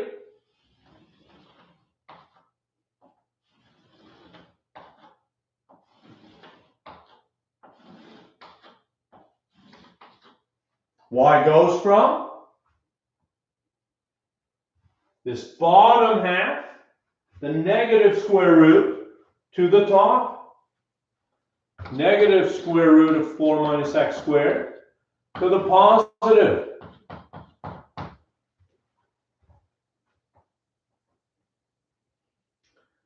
Once y has been described, we would project everything to the x-axis, and we get 0 to 2.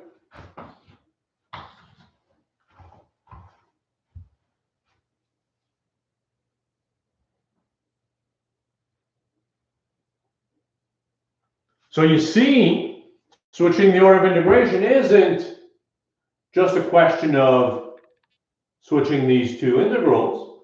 It's a lot more complicated, right? There may or may not be any relationship between the bounds at all.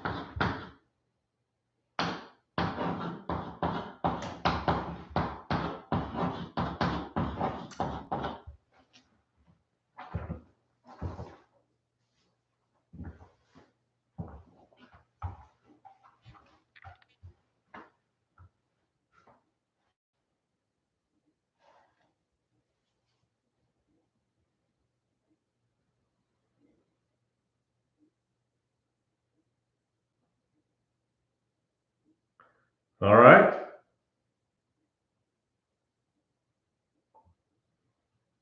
There it is.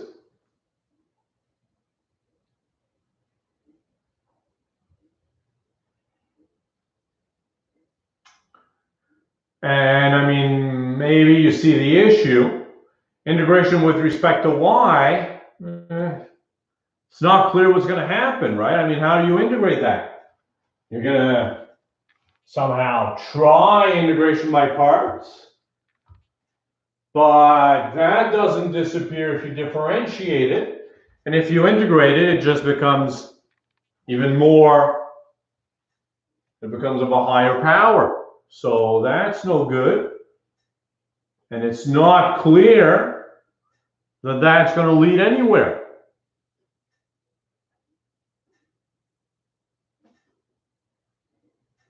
So what are you going to do? Well, you're going to switch the order of integration and hope for the best. The integration with respect to x is going to be trivial.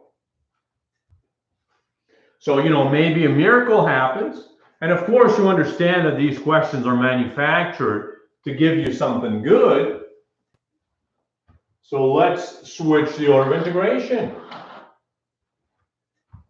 Let's understand what region we were integrating over to begin with.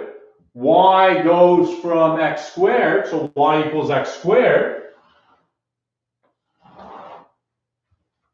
to y equals 1.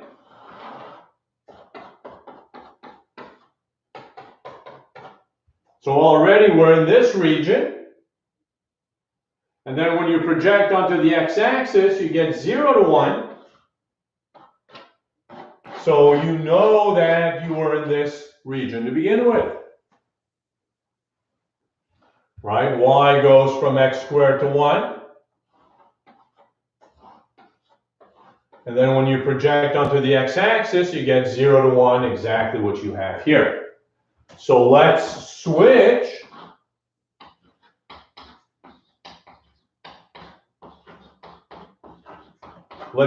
the order of integration, see what happens. How does x vary?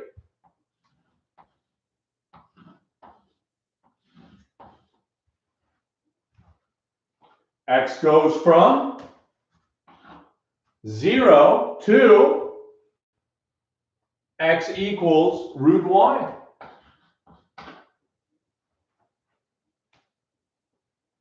And then once you've described how x varies, you project onto the y-axis,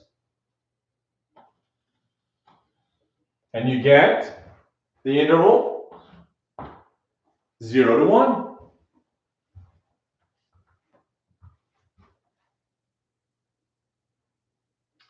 And then, there's no x there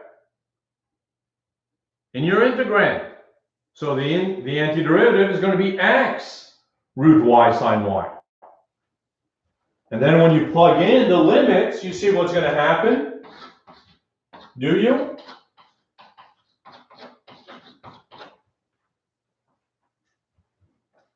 Does everybody see that? Y sine y? Yes? Stop me now? Anyone? Anyone at all? All right. Now, a little bit of work is required here.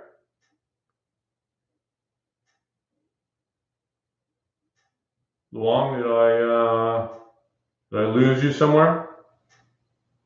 By parts? Exactly.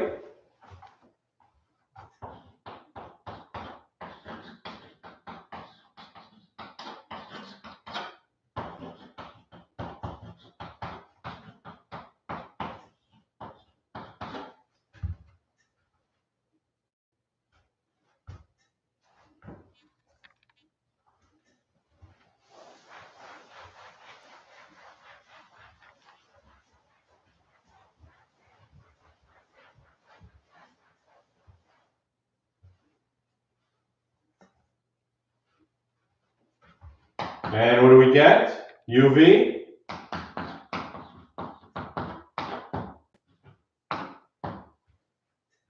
minus the integral of v du.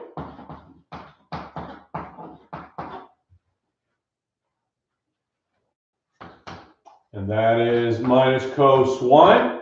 When you plug in y equal to 0, the whole thing is 0. Antiderivative here is sine y between 0 and 1, and we get sine of 1 minus cos of 1. There it is.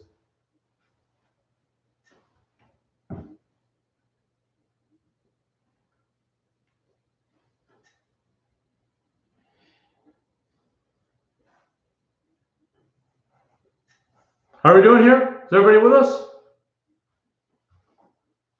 We want to do one more?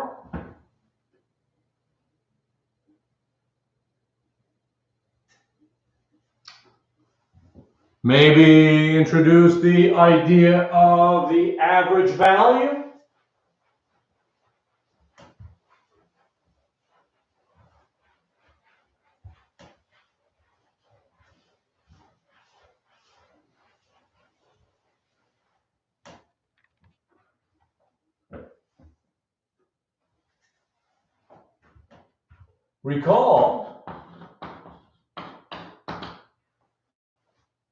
Recall in Cal 1 we had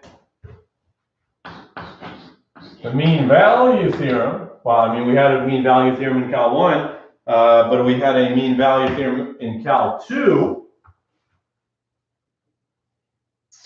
which Yushan wants to do one more of these switching the order. Let's do it.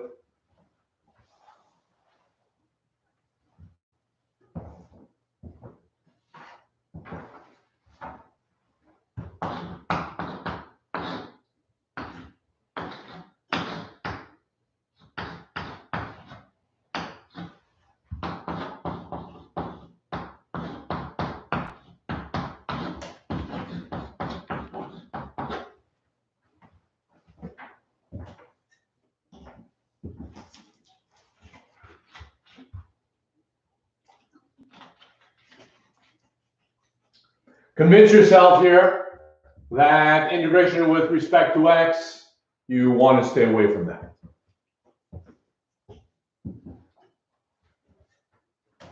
Right, at least in the beginning. So we're going to switch the order, hope for the best. And here y goes from, no, rather x goes from y over 2 to x equals 1. X equals y over 2 is the same as y equals 2x. So you have this y equals 2x. X equals 1. So x varies from there to there.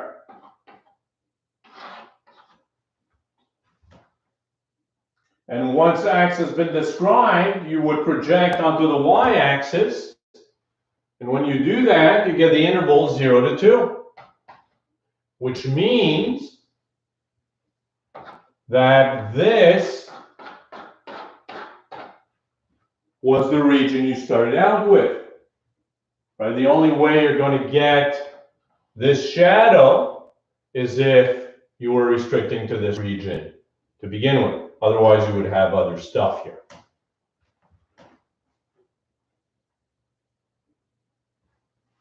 So this is y equals 2x, and this is x equals 1.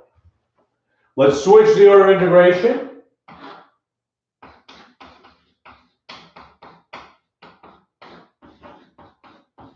Let's describe this dy dx. How does y vary? Y goes from here to there. Still the same region we want to describe, right? Y goes from here to there. Y goes from x equals 0 to, from y equals 0, the x-axis, to y equals 2x. Exactly as Prin suggests. 0 to 2x, and then you project onto the x-axis, and you get the interval 0 to 1. Very nice. Very nice. And now the integration with respect to y is trivial. So that's nice. And we get a 1/2 y squared. And the cosine of x cubed minus 1 is treated as constant. And now you see what happens when you plug in the 2x. The whole thing becomes 2x squared cosine of x cubed minus 1. And now the derivative of this is right there, essentially. So a simple U substitution does the trick. You can do that in your head. What do we get?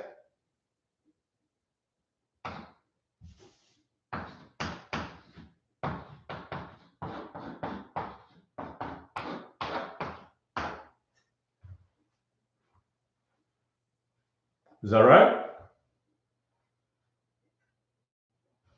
Plug in, blah, blah, blah there, and we get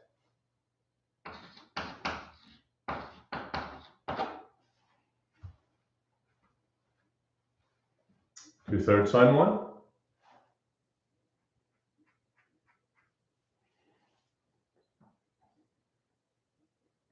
Is that right?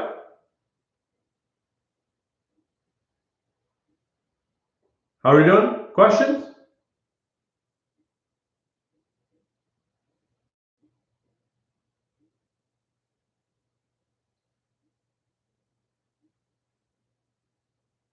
So maybe we'll postpone the generalization of the mean value theorem to tomorrow. Wait, tomorrow's Friday. So to Monday. Monday it is. We'll do that on Monday.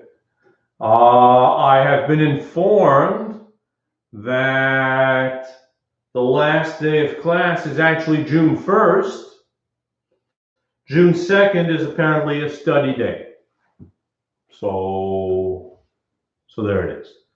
June 1st will be our last day, and the final exam will occur either on July 3rd or 4th, depending on the exam office. Questions? Anybody? How are we doing here? So if there are no questions, I will see you on Monday. You guys have a good weekend. Did I say July? I meant June, of course. June. June 1st is our last day of class. June 3rd or 4th will be the final exam.